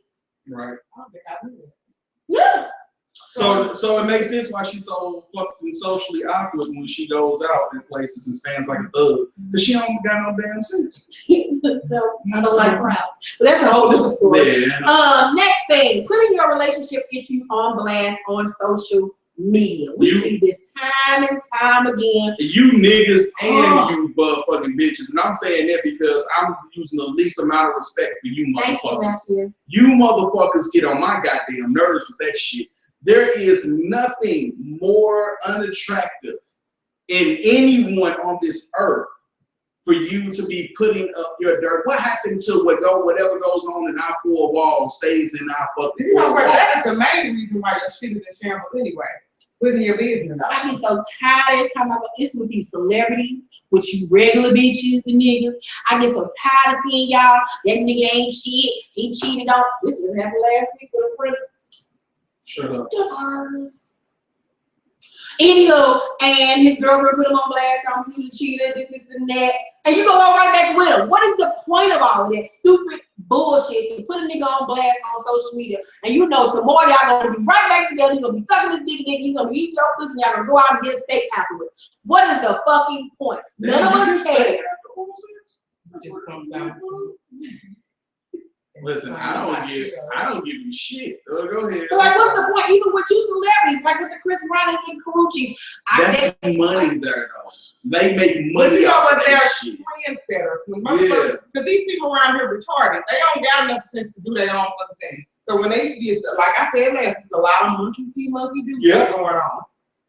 When they see other motherfuckers doing it, what do? They do the same shit, thinking that's gonna make somebody come around. If you say I did some shit to you on social media, you can forget about it. We ain't got shit else to talk about. No, we can't be cool like that because there's no type of cool within you. Especially if you're a dude like that is real. Like you put your my baby mama do this and this is that other. Now don't get me wrong, everyone has had a internet rant. I've had several. Before I but you ain't gonna know who that motherfucker is. You're not. Right. I ain't tagging that motherfucker. I'm putting general things up. Like there's a certain tact that you have with yourself that you don't blast people out like if I post that. something that can apply to anything, you ain't gonna know nothing. Thank you. Because it's generalized things that actually could possibly help somebody else with visualize their own situation, or you just want to release something, whatever. But the thing is you putting in, Lil Ray out here, don't take care of his kids. Oh, I just saw that on Facebook. Yeah, that's what I'm talking about. That nigga ain't shit, baby, don't take care of my kid at all. Fuck that nigga, if you fucking with him, I saw this one dude put his baby mama on blast, but when I saw it, I wanted to look like it. He had the kids that weekend, and they was his new chick. Was like, the one who normally take care of the kids and shit when they come over. And I guess she was cleaning this ear. Girl, you should have seen the shit that came out of this baby's ears. I'm like, could he hear you? I called him in the room. Goddamn. Yes, like we're got your girl one. Welcome to the room. We get new people down. Welcome to the chat room. She said, I hate the motherfuckers that change their relationship status every 3 days in a relationship. 3 days later, it's complicated. 3 days later, engaged. Yes. Oh, I'm so sick of it. And Facebook, if y'all watching, can y'all just put a a relationship status or up shit there goes to up say, right now, and I don't know what's gonna happen later. Or Jesus Christ. Or put the one that say just fucking. We fucking. Yeah. Like, seriously. Because that's what this complicated means. But you know what? People don't be knowing though. A lot of people be fucking and don't be knowing they just fucking. They think they're in a relationship with these motherfuckers. If that motherfucker come to your house, if he just fucking you, if he ain't, that's all y'all do. Y'all ain't never went nowhere together. Them motherfuckers don't claim you a fuck. Don't nobody know about your ass. Y'all just fucking. I don't care if it's been 5 years. Y'all been fucking just for 5 years. That's what it is. I don't understand why people think that we, the public, want to know when they get into their relationship. I don't give a fuck. I don't give a damn. It may look like on social media that I don't have not male boyfriend, and I don't, but I talk to several men. You're probably favorite MCMs, and you will never know shit about it because it ain't none of y'all goddamn business. This is my thing though. What's my business is my business. Like here's the thing about me and Facebook and all these social media things, people. I'm never going to show you any personal information about me. Yeah. I'm going to allow you to see whatever it is that I want you to see. It is social media. It is not real. It is for entertainment. You motherfuckers better stop putting, unless it's on some shit like it's a cry out for help and you really want help or something like that. Like that, okay, I understand that, but then it gets to a point with that. After so many times of you crying for help, motherfucker, either you get the help or go ahead and, jump off that building or something. Like, stop that. Like, but not even just that, though. Especially women. Because I know we get a little emotional. I'm not really that emotional type of a chick. but I know women really get into their fucking feelings about stuff. What if the next nigga that you gonna be with following your ass and you blasting this nigga that you was just with? Yep. Like he ain't got you don't want to hear this shit. Yep. Motherfuckers don't, man, listen, man. You gonna fuck around and not be able to track when you can't get no motherfucking body, you know why. And then you must. The thing with social media too, that gets on my nerves, like Facebook and Instagram will turn a regular ass chick into a supermodel. A rapper into a nigga that just regularly rap into like this big superstar. A dude that sells like 2 sacks a day into a motherfucking trap king. It turns everybody into this image and it's bullshit. And y'all need to stop feeding into that. Y'all following these trends of Chris Brown and Kim Kardashian. Don't y'all know that they get paid? June Butler said do people that? suffer in silence and study in public. They do. That ain't the truth. But the thing, when you get to a point in life where you realize that social media ain't like all that. I use my social media accounts to publicize what I do for a living, to post up little funny quotes, to post up some real shit to help you motherfuckers out there, whether you male or female, and to post up selfies of myself because I'm a bad bitch. You don't see no pictures of my son because that's none of y'all got business. Right. And first of all, you don't even want to be on that motherfucker. Right. If I am in a relationship, you will never see that motherfucker. If you do, it'll be every fucking blue moon. It'll And I be made on it some a blue humbug moon. shit. Because my personal life is none of you None of y'all motherfuckers. want business. And anyway, once you put it out there to the world, I don't want nobody getting into my shit because motherfuckers will hate on your ass just for fun of it and get underneath there on some slick shit. You know, I fuck with them and probably ain't never fuck with them during their life, but just on some ignorant shit. Once you put, somebody said in the chat room, motherfuckers feel like if they don't put up on social media, it ain't real. Fuck that. Everything real in my life, I don't never know about her. Like nothing. And go ahead and say that shit. Because you might have fucked them. I don't know. True. But I'm guarantee you that's probably all your ass got with that. So who looks stupid near you? Next one, starting physical fights to post online. This is an ongoing trend now. We see these kids out here fighting and shit and videotaping it to put on World Star. Like, when did that shit become okay? When World Star start actually allowing that shit to be put up. And I'm paying and these bitches just everybody, see, this is the thing. At the end of the day, the reason why this shit is happening, like to me, like all of this whole list or whatever it is, everybody wants to be seen. Everybody wants that 15 seconds of fame. It ain't 15 minutes. 15 seconds. Right. Everybody wants to be seen. Everybody wants to feel like they contributed something into some type of fashion. However, what you're not tripping off of is that you people are destroying yourselves in the entire process of seeking this fake love and seeking this false attention that you're trying to get because you want to feel important like a celebrity or whatever. You understand what I'm saying? I'm going to say 2 videos I just seen here within the last maybe month. One video I saw that got posted all over social media and it went viral. It was this older, well, she wasn't even older. She was about my age. She was like in her 30s. One on the train, somewhere, I don't know what city. These little boys on the train. Somebody was videotaping it, watching this shit go down. Everybody on the train, nobody's jumping in to stop this. This little boy antagonized this woman, saying he gonna punch her in her face. The woman was like, do something. I dare you to. I dare you to touch me, little boy. So he eventually jumps at her like he was gonna do something. And she pulled out a can of mace and maced the fuck out that little motherfucker. And she started, and all that little shit. That was one case. Another case that I saw, this girl, somebody was filming, this girl runs up on this girl and starts fighting her from behind. And then the little girl that she was fighting, she had a little sibling or somebody with her. And then the little baby tried to, stick up, jump in or whatever. She punched the shit out that baby. Nobody stops this shit. Like, when did this shit become okay? Well, let me speak on that real quick. I'm speaking on the St. Louis mentality right now. Because I don't see that anywhere else but here. Like, say, for instance, if a woman is getting her ass whooped, right, by a dude. Money just on the bitches on my ass shit. So, if a dude is whooping a chick's ass, anywhere else that I've seen, because I've been, to different cities, they have jumped like, hey, man, you don't do that. That's no female. That's a female. You know what I'm saying? Not here. Here, if a dude whooping a girl ass, the first question that we ask, and I'm guilty of it my damn self sometimes, is what the fuck she do to get her ass whooped? Like, when did that shit become okay for niggas? That's been like that for years. We've been bred into it, just like you had just finished my scene.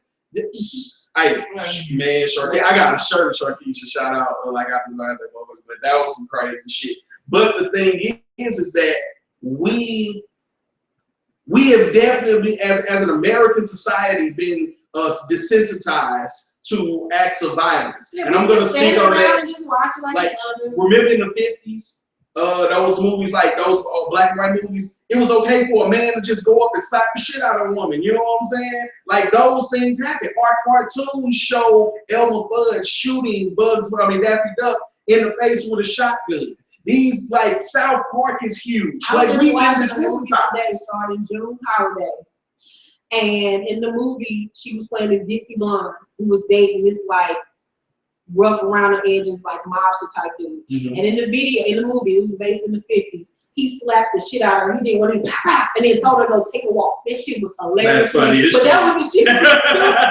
You think that bitch gonna take a walk and think about it. That was the shit that you could see in movies in the 50s. Now you could never do that in the movie because it's politically incorrect. But then on the flip side of it, these kids make these fucking viral videos and the shit is laughed at, sent around everywhere, and people watch it and it becomes memes and it's okay.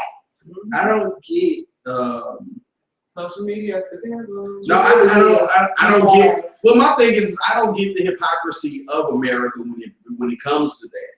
You know what I'm saying? As far as like, we'll say, oh, this is wrong, this is wrong, this is that, and the other is wrong, but we'll fuck around and bomb the shit out of a motherfucking country. Now, the reason why I'm saying that is because those same morals and ethics on a global scale falls down on us at a smaller scale, because we'll be like, oh, this is wrong.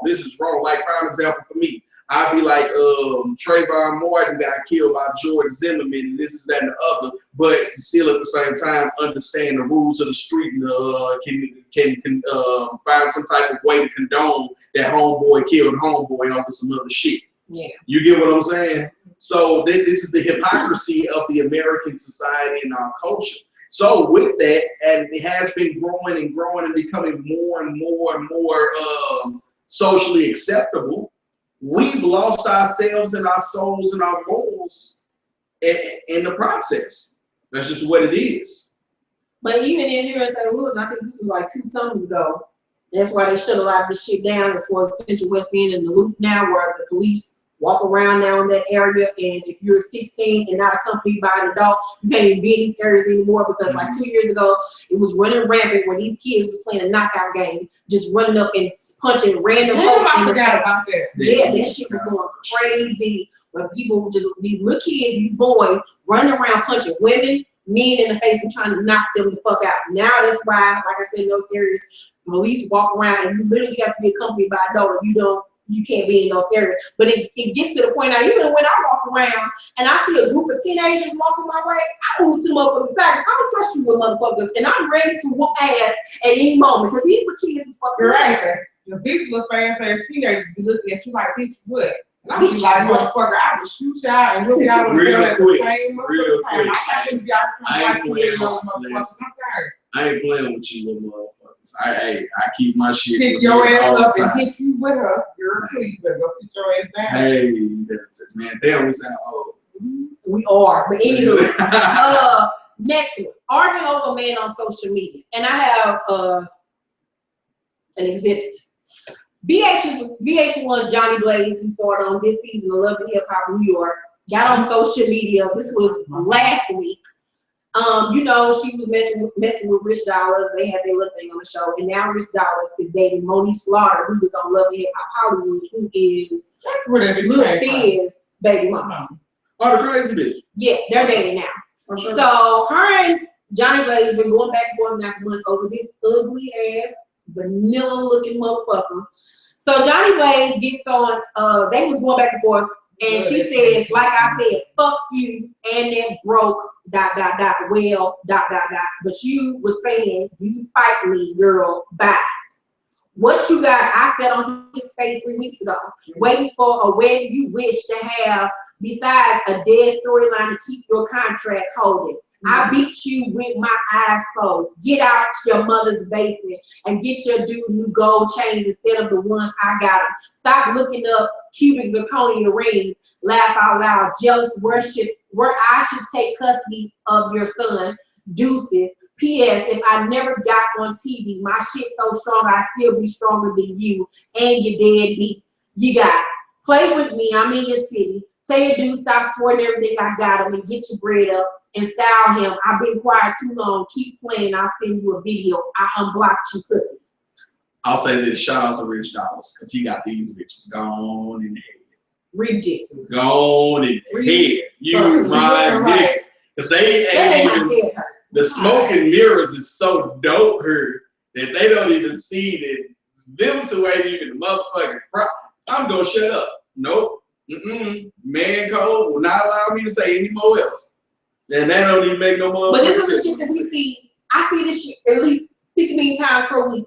Hoes going against hoes over a nigga on social media. I got him, bitch. He in my bed. Take the pictures. He in my bed. This is what? Because it's been like that. Every man, come on now. Exactly. It's been like that for years. Past the STD. But exactly. It's been like that. But I'm just saying, it's become normal for motherfuckers to air their business out on social media and argue with niggas over social media. And for what? You two look like the dummies while he's sitting back looking like the king. And he ain't. You know why though? Because we talking about them right now. Yeah, I mean, true. I'm not even talking about the celebrity people. I'm just talking about everyday hoes. Oh, yeah, these everyday hoes, y'all need to just go like work at a call center or something and shut the fuck up. Like, yeah, I'm just saying. You will never catch me arguing no bitch over no nigga. First, I'm not even arguing no bitch over anything on social media. At nothing. Like, it's like, who are you? Like, what? Yeah, no. If you ain't making me no money, I'm not even talking about it. Don't get me wrong. I'll have a Facebook debate with someone dealing with, you know, just to see where people's opinions are and different things they're dealing with politics or just everyday walks of life shit. But when it comes to that other shit, nah, dog. I block the shit out of you real quick. My block game so strong. Hey, my block game is serious, nigga. Because y'all be having me fucked up. We gonna get to that in a minute. Motherfuckers having I had a bitch try to come for me on some shit, and I'm just like, I got a one time. It's been a couple years, and I got out. It's one good time. I ain't heard shit else. Yeah, because you know I cuss your ass out real quick and repost what I said. And you, exactly. I'm just like, I need to just go on it and end this shit right now. I need to say one thing and let it be the truth. But no way. First of all, I'm not going to fight over no man in real life. Because if you had him, he's yours. And I'm most definitely not going to sit up there and argue back and forth with you on social media about no nigga. Right. My motto is, if you can beat me, I can beat you to have my chair. I don't give a fuck. I'm not one goddamn. I can get a motherfucking nigga fast. I can find spare pennies around the house. I don't give a fuck. I'm not gonna fight and argue with you over no building. Like for real. Do you ever? I don't think you ever see it rarely on social media where two dudes arguing with a bitch. I have. That shit is hilarious. It is so dope. It is the dopest, dumbest shit ever. It is beautiful. Bitch ass nigga, you took my gal, nigga, she was my gal before, and then shut up. Shut the fuck up. It is hilarious. It is the best shit ever. I ain't gonna say no names, but it is the best shit ever. See, Facebook for me, when I ain't posting like dumb shit and ratchet shit or I'm selling t-shirts that I designed and all that, it's entertainment. And when I say I love basking in you people's misery, it is beautiful. Because you dumb motherfuckers shouldn't be posting that shit in the first fucking place. I'm sorry. So I guess this is a debate going on in the chat room about why Miss Red think Rich is attractive. I don't know, but girl, we're gonna put you on the channel and you think Rich is sexy. Yeah. Hey, listen, everybody has a flavor. Everybody has a flavor. Y'all not finna do that. You look like some buttercream I need to throw out. Hey. And then what cracks me up is that arguing fighting on motherfucker that ain't shit. On no level is he like. We don't know who he is behind them cameras. I'm just talking about. I ain't talking about Rich. I'm just talking about niggas in general. You fight on niggas that ain't shit. Ain't shit. Ain't bringing nothing to your life but drama and havoc. I guess, man. Next one. piercings. You know, when we was growing up, golds was the thing. Everybody had gold tooth or open face gold. This generation, it's the piercing phase where they getting the piercing right here, they're getting the piercing right here, they're getting the ones in their lips, they're getting the ones up here, they're getting the cheek ones, they're getting the nose ones, they're getting their titties, they clit, they're getting the piercing right in between their titties and their chest bones right here. When did that become the new normal? When did golds go out of business and piercings? I don't know. When piercings came in. I don't know, but certain piercings I fuck with. I'm sorry, because it is what it is. But when did it become a norm? Piercings is always. I think really, when I think back on the start to cut you off, Lil Wayne was when it started. When Lil Wayne, yes he did. When Lil Wayne got that damn lip piercing all the years ago, that's when all these kids started getting that shit. You know, everybody was on Wayne dick. Heavy doing that Carter whatever phase or whatever. Sweetie, there's always been an underculture of I know piercings are always. No. I'm talking about like motherfuckers like, because remember the thigh piercing back in the day, along with that tattoo of the panther that was crawling up the leg. I know that. Was and it was these, like, you know, the piercings up here. You know what I'm saying? When we was growing up, it was the piercing up here. Yeah. This one right here, and then the nose piercing, and then I remember in the late 90s, because I was this one became popular, because I remember C.A. Claire had one. And I thought I was so cute. Oh, and then the tongue piercing shit. That shit was always disgusting to me. It's so ugly. It's useless. I was like, oh, that motherfucker stink in the middle. It's useless though. Like the like. It don't. It's, you just gotta be good with your mouth anyway. Like that's just what it is. But I'm saying, like, when did it become the new normal for that's what you just see now? Because it ran rap when we was kids where goals was the thing. Everybody had gold, everybody wanted to go. This Karrueche generation, everybody want to pierce it. Everybody want to pierce it or a tattoo. When we was growing up, it was a tattoo or gold. Now it's a tattoo and gold, man. I think I was over the damn. No, we was little Lokes when it was gold. Because I remember me and Los wanted to go.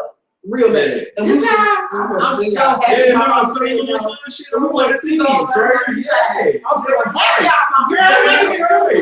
I'm saying, Mo, you will be cute with a side. I should be like, fuck that nigga, I'm getting braces soon. Yeah, right. I want it, and you know what? I still going to get the clips, so like the grill part for the two. You got that nipple Yeah, that's what I'm saying. That shit is dope. Piercings, like nipple piercings and down piercings. I'm so afraid of this. Like, this make me cringe. Piercings, I don't give a fuck. If they ain't in your ear, it just makes me cringe. Like, I can't even watch it being done. It just hurts. And I got all the tattoos in the world. Piercings is not for me. Yeah, I'm with you, Joan. She said, I think nipples are sexy, but everybody does not need to know. And that's real. Everybody don't need to know. Why? Because when you have nipple piercing people, I mean, I have seen bitches walking around with like no bra and a white t-shirt where you can see they erect nipples with a motherfucker. Like, really? But most like the people that I mess with, they usually have like padded bras so you can't see they freak side. A lot of this shit comes with being motherfucking freaks, like at the end of the day. But you just don't like. Why do you advertise? You know what I'm saying? Like I guess that's just my point where it comes with that. Why advertise? Yeah, it's a bit much for me, especially these girls. They got one right here, one right here, one right here. I don't know. I just can't. I'm past that. These bitches just trying to get their cheeks pierced because they really gonna dimple like the style. Like you look like you have holes in your face. Or you want to mold like you want to beauty nose and you put an earring there. Like sit down. Stop it. All that fake. You've done too much. You got a fucking lace spread on, fake ass, them one eyelashes that look like burnt Barbie. Well, we're gonna get to that. Oh, we're gonna get to that. Okay. The next one is weave glue on lashes. This is a big thing for me on social media last week. So last week, I posted this meme that says, if you use this glue for your eyelashes, I'm going to assume you weren't raised right and you are ratchet. This is the picture. It's just a regular picture of a girl getting some weave in her hair with the glue bottle or whatever. It's a joke. I didn't take it seriously. I don't give a fuck how you put your lashes on. I don't give a fuck what you do to your damn eyes. It's your goddamn eyes. You want to fall out? That's all on you. So this meme got over like 100 likes on Instagram and several comments under it. And I found it very odd and intriguing that so many women on Facebook and Instagram got underneath this post and were like, that's all I use. I mean, don't nothing else work for me. I mean, I guess I must be a ratchet. I must be ratchet or whatever.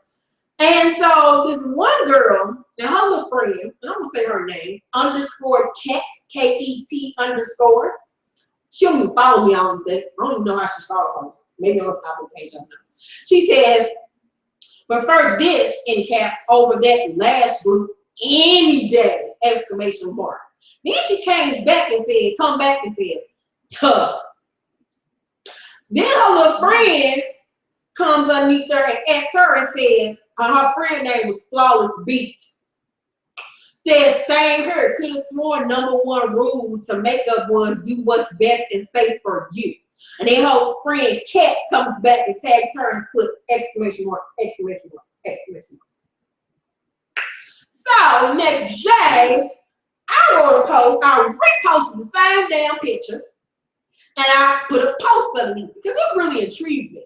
And so I said, I posted this pic yesterday and saw that a few women actually had an attitude. And there was some women under there that actually had an attitude like, bitch, like, I don't know what you talking about. This is what I do.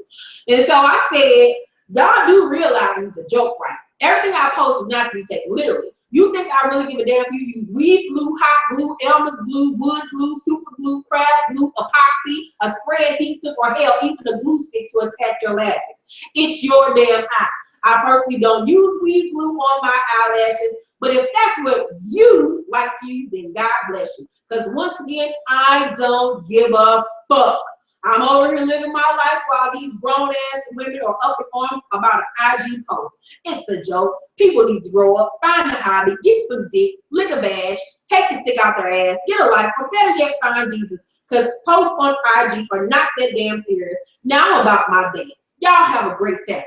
So that got even more people to talking. And this one woman came underneath there and said it all and summed it up for me. Her name is Desiree Lyons. Shout out to you. She says, well, technically this glue should not be used for eyelashes.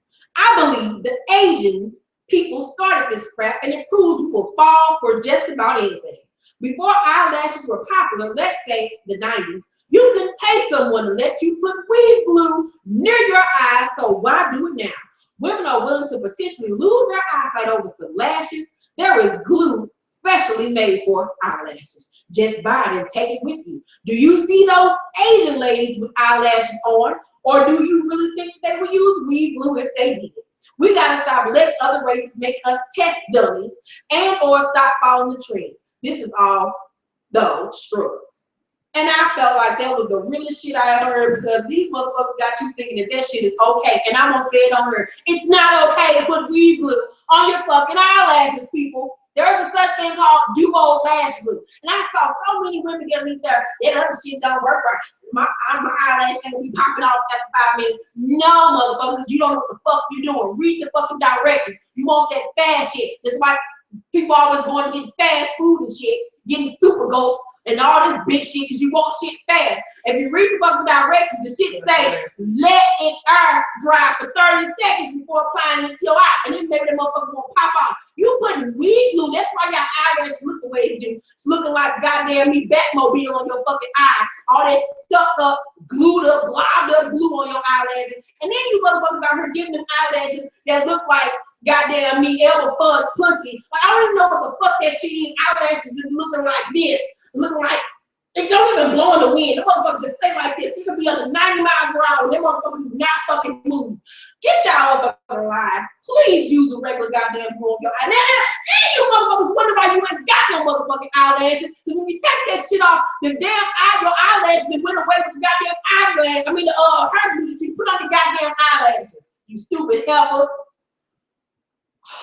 All right. You all right? Yes, the shit pisses me off because motherfuckers is dumb. Do you see them Asian people in the motherfucking beauty supply and in the goddamn nail shop putting that shit on their motherfucking lashes? No, ma'am. No, God. No, sir. Why y'all getting that shit put on for damn $10? You damn dummies. That shit is not that deal. No. Black people will fall for anything. Really? Really? Like, Jesus Christ. Stop going behind other races and letting them fool your asses and think that shit is okay. That's why you look dumb. That's why these niggas be out here talking about y'all asses. And that's why a lot of men don't like women to wear lashes, because they see you dumb bitches that's wearing them, and then they see a bitch like me that got the shit on, don't even know I got the shit on, because the shit look regular. I don't like lashes. Because you see them dumb hoes. When you see me with my shit on, they look like they got regular fucking lashes on. I think you have a pretty face without them. I know what I'm saying, but you don't see me with the motherfuckers that look like this. Don't fucking move. I hate them ones that's real close together. Yeah, the motherfuckers that just look like a guy. I don't even They just know. look like It's this. just stuck together. Yo, Why bitches do was I already. always look like they ready to fight? They are ready to fight because them bitches live a hard ass like they can't see. That's why they eyelashes be all the way down. They can't even lift their motherfucking eyes. Lashes, if you look at your own lashes, are like this. They're spread apart. There's space in between the motherfuckers. You remember the little bitty pencil curl lines that you plug up in the wall? They're like they been bumped with them. Yeah, like they done bumped their eyelashes and sprayed them with some motherfucking spritz. Girl, no. This shit is not fucking okay. Stop it. Stop it, please, immediately. Y'all got anything to say? Shit, no. Hell no. I don't want no smoke.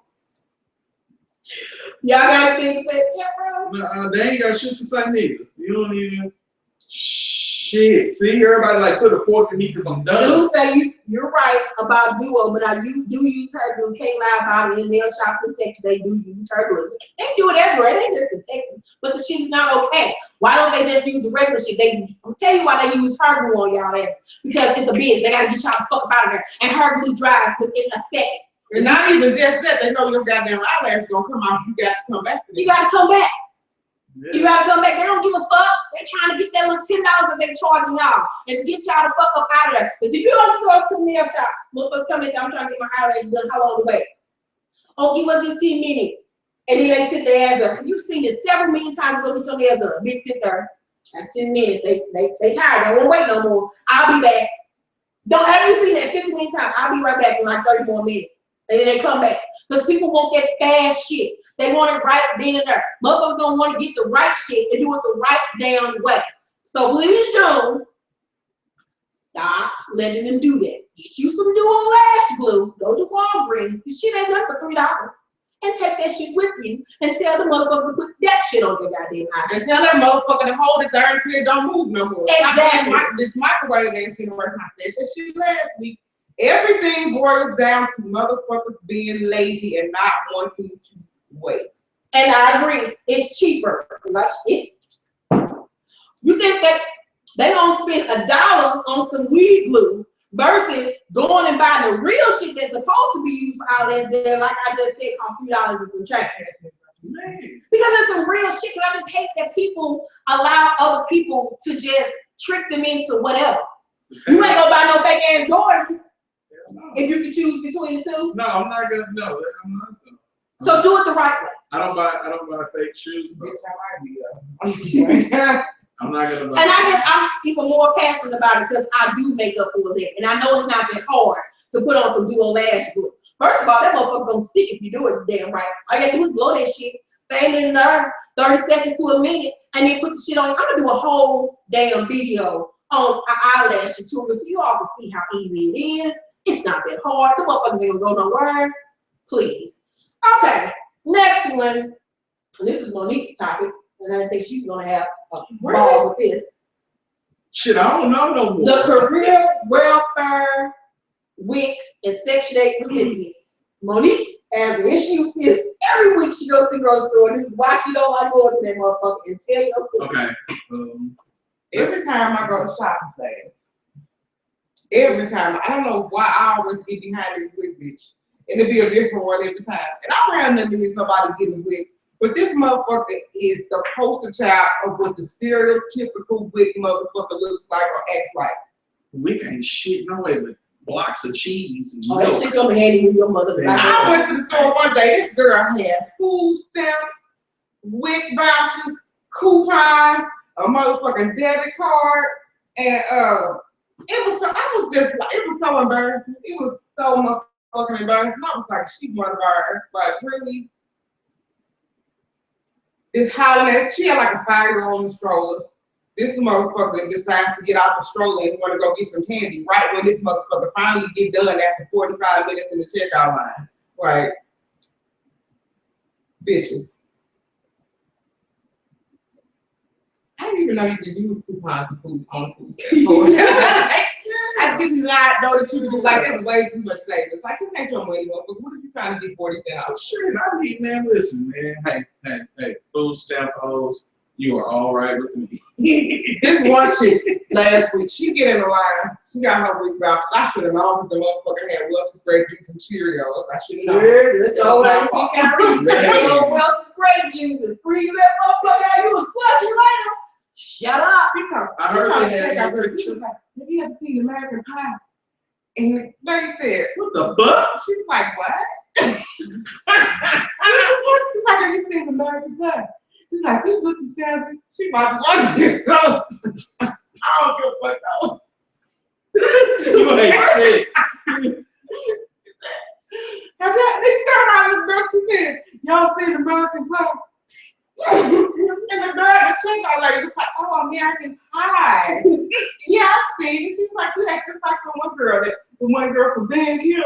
I was like, Well, she's talking about singing the flute on, was it? she was just saying that she looked like a girl. Oh, swear to God. Bitch, just get off the line, like really. Like she really thought she was complimenting her, but I'm just like, You look like the chick from, you couldn't have said How I Met Your Mother, Willow from Buffy the Vampire Slayer, anything. She couldn't have said that. She didn't say that. I mean, more than likely, bitch ain't got cable, so I mean, it was on the this WB. young bitch ain't saying none of that. Nah. This was the young one. Well, we all She know. had, let me finish off because this bitch had all them goddamn ways to pay. She had on her some hair glue, got some damn eyelashes on, had her 32 inches in her motherfucking head, her and everything. She had like a nice ass stroller for this 10-year-old. She had a they had on all the name brands. She had on like a designer purse and some shit. I'm like, really, bitch? And I just worked an 8 to 7:30 shift. And finna go home and bake some cakes with my regular ass gap. Hey, them cakes is fire. June said, I hate people with food stamps that won't buy off brand. That should be the only thing they can buy. You know they should change. Yeah, that's bullshit. The thing where with food stamps is about to change where now you steaks can't and get things like that steaks. are considered a delicacy and you want to go to everybody. And that's dumb because steaks is one of the healthiest things that you can actually eat. So, I guess, man, whatever. The thing is this. Now, we ain't talking about people shouldn't use coupons. No, we were talking about Monique was talking about that she didn't know the people that get assistance could use coupons with it. We always use coupons. I got a coupon in my phone right now. See, this is the thing though. I have no problem with public assistance if it is being used and not abused. But that's what we're talking about. Yeah. Because everybody got assistance when we was kids. This motherfucker had a quick food stamp card. She had a goddamn U.S. bank debit card. But this is what we can talk about. This is what I'm talking about. The topic of this conversation is, and I only when did it become okay? Because we've all known women when we were kids that's what they did. They got state assistance. They was on Section 8. They got their WIC. They got their. Because I know people that actually need some motherfucking help and can't get it. Exactly. Out here. Because the people that's looking for the system, they got But it was like I said, once again, taboo and looked upon. But nowadays, I remember when I did have food stamps, I remember feeling ashamed about it and didn't want the people that I dated to know. But now hoes don't give a fuck. They don't give a fuck if a nigga know they own Section 8, they got food stamps, they got, because I'm talking about the career.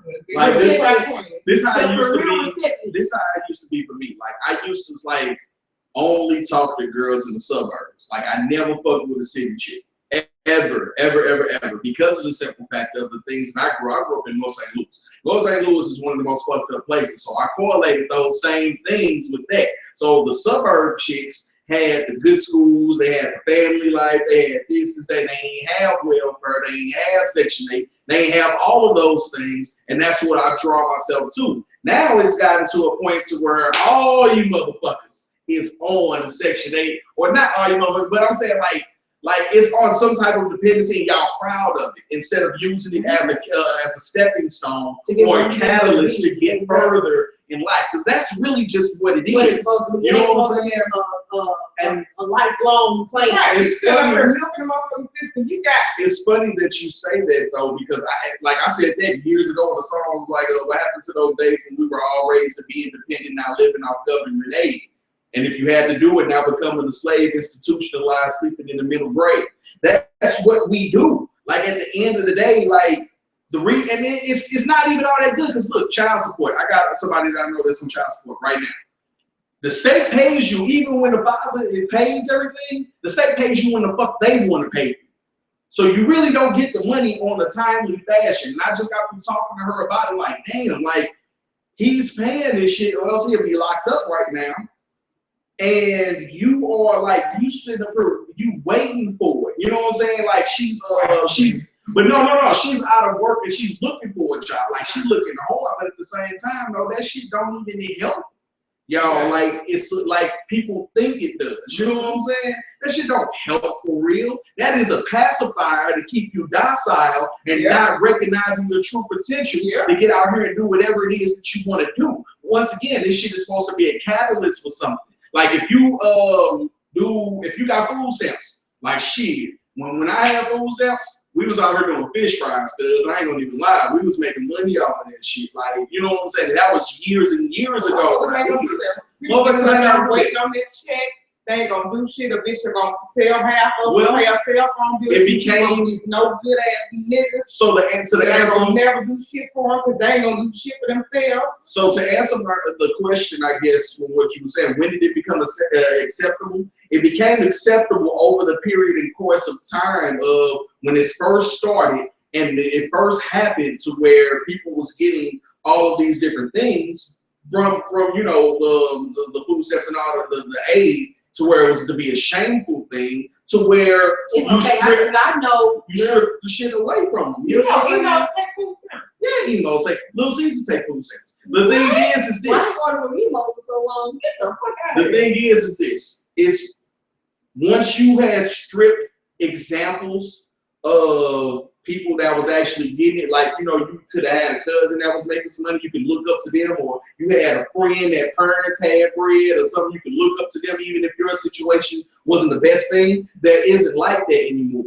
If I look at my neighborhood right now, I probably can say one person has a good job out of everybody, and they don't even be around like that. You know what I'm saying? Like everybody is perpetuated to believe, like just because I'm self-employed, motherfuckers have asked me plenty of times where some dope was at because they think that I sell drugs. You understand what I'm saying? So over the period of time, it became okay because there are no more examples. There are none of that. It's been okay for a minute now. Like what? Shit, food stamps. Shit, mother, I know it's a celebration day when that shit happened. You know what I'm saying? Like I wish I could get some more. Yeah, some people after no shit they know the kids about. It's a max. Like June said the perfect thing. June Butler said the government wants people on government assistance so they can control people and have a reason to raise taxes. And that is the realest. But even with that being said, you can't blame the government because I know some chicks institutionalized now. Several baby daddies on Section 8, getting food stamps and temporary assistance, getting their cash benefits, and this is just what they do. They ain't looking for no job, don't want no motherfucking job, and it's just them. This is just what the fuck they buy, weave, they go into the club. Fellas, be careful when you mess with bitches like this because you end up having a baby with her. You paying all that shit back. All that shit back. Yeah. But here's the thing though. That person that you're mentioning right now, they are the equivalent to a person that is in that revolving door of the prison system. As far as a guy, they are institutionalized because this thing, some people just fucking lazy. No, I'm not talking, but that's what I'm saying. My thing is that even with some lazy people, like I'm lazy in a motherfucker, but I'm not just gonna accept anything. You get what I'm saying? There are people in this world that do just accept anything. That's because that's just who they are. But not just they can have parents that have worked 40 years on the job, did whatever. That's just what they do. But you know, most things are learned behavior from what they have seen from prior times. Can't say that. Most things. There's an exception to every rule, but the thing is, you only it's as good as your 5 best friends. And with that being said, the 5 most people that you hang around, you take on those characteristics. So if you hanging around a bunch of bum-ass welfare recipients, that's what you're eventually going to be, because you're going to find those things acceptable. You understand what I'm saying? Yeah. Like, that's what I mean by that. I honestly believe that at the end of the day, like, that was learned from them, like, generations of this shit. You know what I'm saying? Like, have you ever seen somebody come from like welfare and shit, they still be cool and be chilling on that shit, and they mama wouldn't know it, or they grandma wouldn't know it? You know what I'm saying? I know what I'm saying. You know what I'm saying? It's how many of that percentage, the percentile? Because I bet you know way more that come from a lineage of welfare. Like it's like that, man. This is a learned behavior, and they think it's okay because my mama was raised on welfare. Well, you know what I'm saying? In my head is half and half. Some were their mamas was on welfare and public assistance. Some were their parents had jobs for years and years and years. It's just the one you dated for long. Yeah. I mean, there are fuck ups to every equation. Yeah. But the thing is what I honestly believe that this is a learned behavior over a course of time that has definitely damaged us as a society, period. Black, white, don't matter. Because shit, where you got your ignorant ghetto niggas, you got your redneck motherfuckers that's doing the exact same shit. So that, don't get it twisted. It ain't just black folks that's on the public system. Well, white people on public system means black people. Don't ever get it twisted. 2 more subjects before we go. Damn. Look. $1,800 a month in food stamps? My cousin has 6 kids, getting $1,800 a month in food stamps, staying in a beautiful 5-bedroom, 3-bath house on damn Section 8. She pay only $55 for rent. That makes me mad. Of course it does. Shit, somebody we know. A family member of mine was getting over $500 a month in stamps. Shit, another family member was getting $900. Shit is real. And then use half of it and sell the rest. That's a career for motherfuckers, getting stamps and then selling that shit to motherfuckers. Yeah, but here's the thing, you don't make that much money. $65 of stamps of food for $40 is not that much when you flipping all of that shit. But it's for motherfuckers, it's a lot for motherfuckers that ain't got no goddamn job, and they go buy them hair or go to the club and buy them some drinks. That's the money for their asses. And you know what the crazy thing is? Most welfare brats don't even have the money to go to the club. That's why they always get here early for the free shit. I mean, I don't know, man. I honestly think that it's a learned behavior. I honestly think that if you knew better, you do better, and these motherfuckers are not being exposed to better. Period. That's just what it is. Okay, last 2. The first one is public shaming of kids. And me and Monique were just talking about this because this was talked on the 5150 show this week.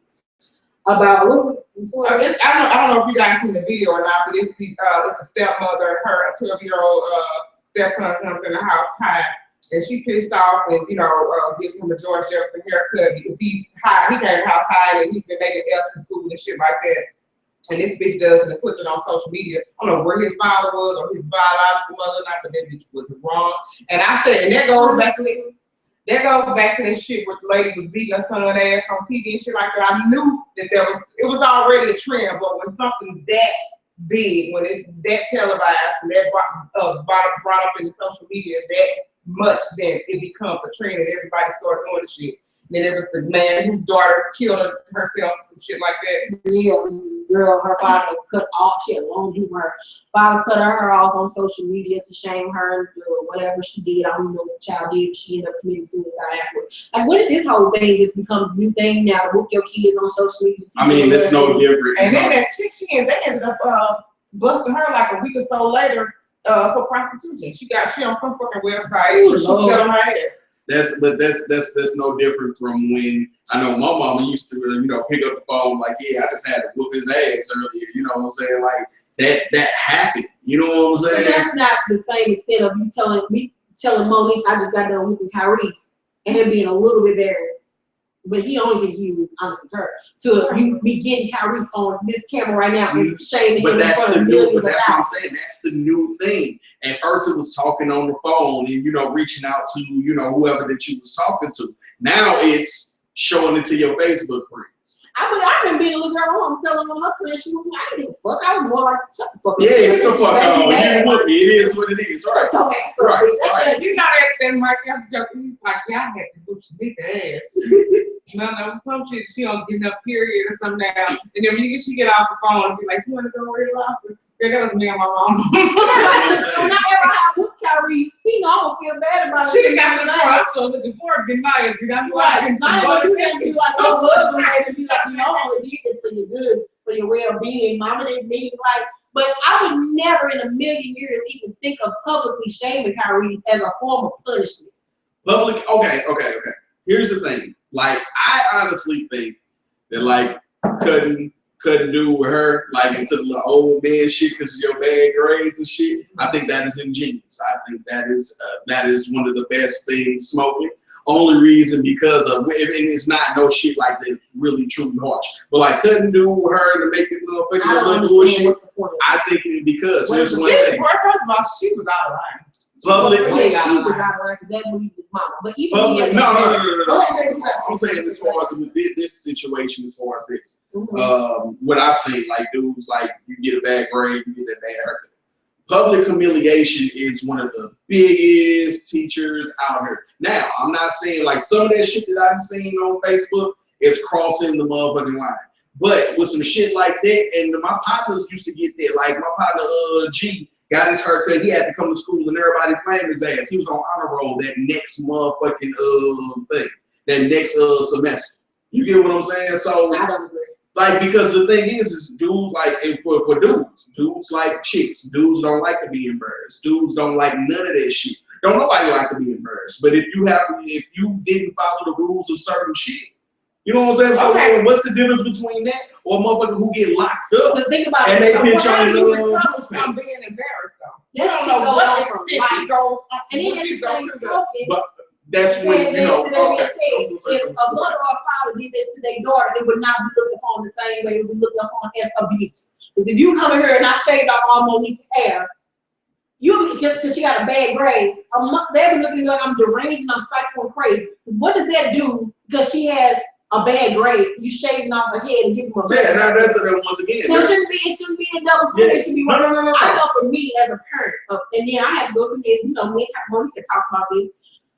Every year I go through the same shit with Kyrie's, where third semester he starts slacking. I don't know what about third semester, he starts slacking, he gets lazy, and he starts fucking up in school.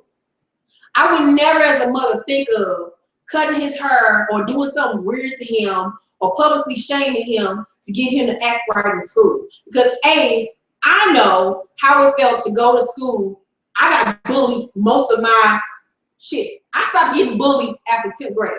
From me being a kindergarten up to 10th grade, I got bullied by somebody where somebody was talking about me, talking about my dark circles around my eyes, talking about me being chubby, having big breasts at a young age, and it made me feel socially awkward. That's part of the reason why I am where I am as an adult, because I felt awkward around people. You know, I felt humiliated or whatever case may be. So why would I do that to my child and make him go to school and feel less than who he is? That ain't gonna do nothing. I know for myself, I wouldn't even want to go to school. I would skip school until my hair started going back out before I even go to school and let somebody be able to talk about it. And she was always like, I'm gonna make sure you never grow a hairline back. Like, bitch, I could have jumped through spring. Yeah, that's correct. No, that. See, and that's what I'm saying. Once again, there's a balance that comes with whatever you do. It's just like whooping your kids. You don't whoop your kids to motherfucking plow their ass through a motherfucking door. I mean, that's the same thing with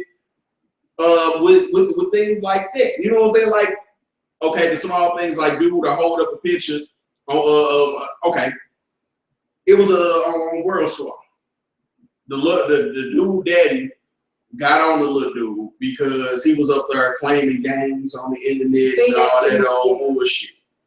I would have did the same thing. You doing that on a public platform and you embarrassing and shaming yourself, I come get this ass whooping on this motherfucker because of the simple fact of, because of the simple fact of you did it on that. Now I think that's not a bad thing. I honestly don't think that is. But when you get to a point to where you online and you straight beating the shit out of your kids, you know what I'm saying? And that is crazy. You know what I'm saying? But I think that also goes back to parenting. Yeah. Because at the same token, like I said, I have a 15-year-old child who's, first of all, isn't even interested in social media or anything like that. That's just not what he's into. But even if Karrueche was a child that was into social media, I would monitor his shit daily where he wouldn't even be allowed to do certain stuff. I know I have friends of mine who kids are on social media and cursing. I talk about they love their little boyfriends and shit like that. Never in a day. Because at the end of the day, Karrueche ain't even able to watch R-rated movies with me yet. I think he's maybe watched one R-rated movie with me ever in life. And it just becomes, like I said, back to parenting and monitoring what your kids do and having control over your kids and having a relationship and a rapport to your kids where you know what your kids out here doing. Because why is your kid out here anyway on some gang shit doing all this old? No, that comes what the fuck? yeah.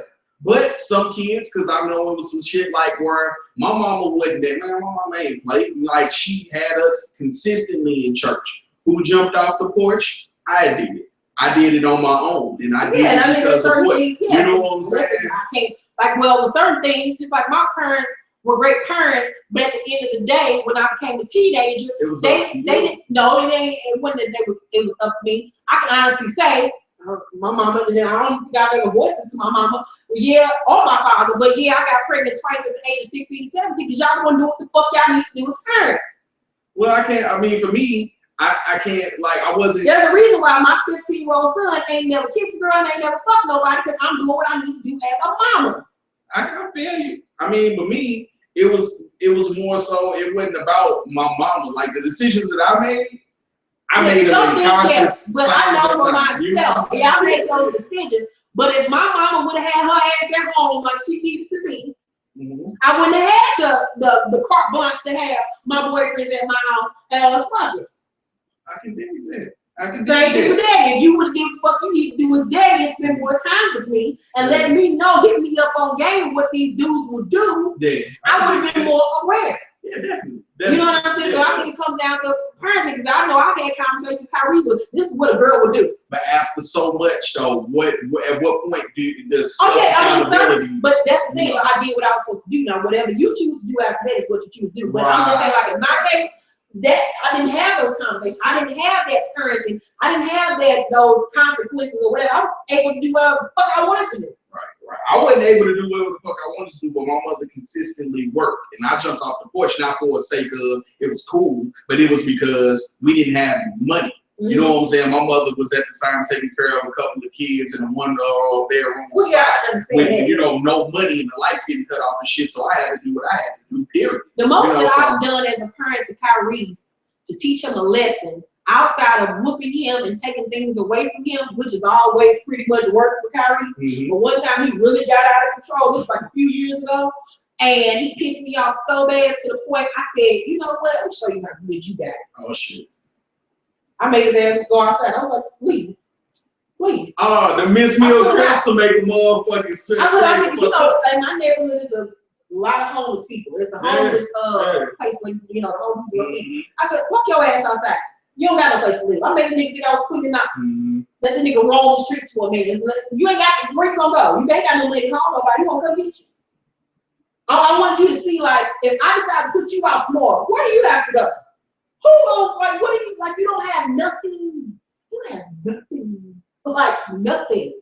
That's the most I've ever done to Karrueche to get him to understand. The Miss Meal but I would never get on social media and bash Karrueche, talk about Karrueche, put him down on social media. Now, one thing that I can now to agree with that, but one thing I like doing when they put up the little pictures or whatever, like I didn't get my grades, so my page is gonna be shut down, and that's their profile picture. But why do you do that? Just take their fucking page. I feel you. But it's all about instilling that fear at the end of the day. That is true. I guess the thing is it's no different from somebody getting locked up and you putting their face in the newspaper. That is not there to inform for no news, because you can just tell the news. that picture is there too. Shame a motherfucker too. Yeah, like, you know what I'm saying? Like, don't make it right. no, it doesn't make it right. I'm not saying that. I'm not saying that at all. But I'm saying as far as like it's the same type of thing. And I know for a fact for these kids today where everything has to, like, they looking up, like they want to be seen, everybody wants to be seen type shit. I see that too. TJ Finger, I totally agree. No, And that's true. a difference between afraid and respect. And that's why I agree with like this, what you said. With a parent saying, I didn't get a good grade, and then make the kid go in there and saying, I didn't get a good grade, my page got to be shut down. That's unnecessary. Because at the end of the day, when Karrueche walked up here with a progress score with an F on it, I lost my motherfucking shit. First A and the F that he got, and pray for me to be the last F that he got. I would never have Karrueche put up a picture and say, I got an F, so I want my game is being taken away from me. No, it's none of y'all fucking business what's going on in my household. Some motherfuckers get an F because they really don't know the shit. They don't mean you want to And exactly, that was part of the reason was why Karrueche got an F, and it was in his science class, I believe it was. Part of the reason was because at first he was being lazy, and then the second part of it was the teaching skills just wasn't mixing with, he wasn't understanding. So I had to have a conversation with that bitch. Because some of these teachers go to school with a bad day and don't want to be, these teachers ain't always right. You know what I'm saying? But at the end of the day, what happened in my household was, and why that F went to an A, is because I took away what he most cherished and what he most loved, which was that video game, which was a television. Only how long was Kyrie's on up for lunch? It was over. It was until school let out. That was 2 months. That nigga couldn't watch TV. He couldn't play a video game. He was come home, go stay out of school. It was solitary confinement. Do what the fuck you need to do around this house until you get them grades up. And I did what I need to do as a parent by stepping in and helping him with his work, going up to the school, talking to the principal, talking to the teacher, talking with my child on an everyday basis. Okay, what we need to do today to get this going. That's the difference between these parents that thinking that the social media shit is gonna help. That ain't gonna do nothing but help shame this child. It will make me feel no better about myself. It will make me feel like I'm not saying that your child should fear you, but growing up, I love my mother to death. Yeah, but I fear that motherfucker to this day. But I knew motherfucking well I would, if it was a Facebook around, I better not be on there talking about 19 and on the motherfucking freak. I knew that she was gonna shut shit down up in our motherfucking house if I post some shit like that. Once again, that's the fear I'm talking about. You know before you do some shit that you're gonna get fucked up, whether it's 30 or not. Because you being that motherfucking plan all together, okay, we cool, we gonna get along, but motherfucker, I wish you would. That's the fear I'm talking about. I'ma love you out of fear. Yeah. No, I'm not gonna have Kylie scream me to the point that I'm gonna kill him. Yeah, but sometimes I gotta make them think that. But Kyrie's, I can honestly say, I could have been 19 and a freak, and I still been 19. Kyrie's respects me and he fears me, and I really have to instill that little bit of fear in him because I have to play mama and dad. I've had to get out of character, and I didn't give a fuck if my white neighbor over here or my white neighbor over here heard me. I've had them times I've had to get up in Kyrie's face and get into his ass like I was a nigga out here on the streets, letting him know, fuck your ass up, you keep on playing with me. Because he has to fear me, because he don't have no male figure in his household that's gonna get into his ass. So I got to play mama, and sometimes I got to play daddy. And that nigga got it together after that. But next one, and we go, I don't even know we go because we passed time. We did pass time. Which is twerk videos. We can finish. Twerk videos. When did twerk videos become? No, we ain't twerk. It was showing ass and titties.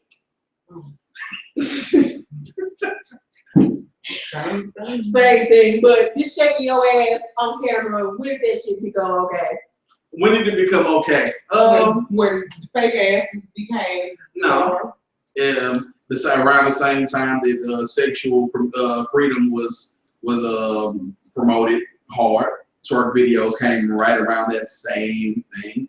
You know what I'm saying? And then the suburbia TV made it popular because remember, twerk videos started, it was this big thing, and then it died, and it died down. No, I'm talking twerk videos, and then it died down, and then with the resurgence of Miley Cyrus, we boosted it back up, and that's just what it is now. I, for one, think twerk videos are stupid.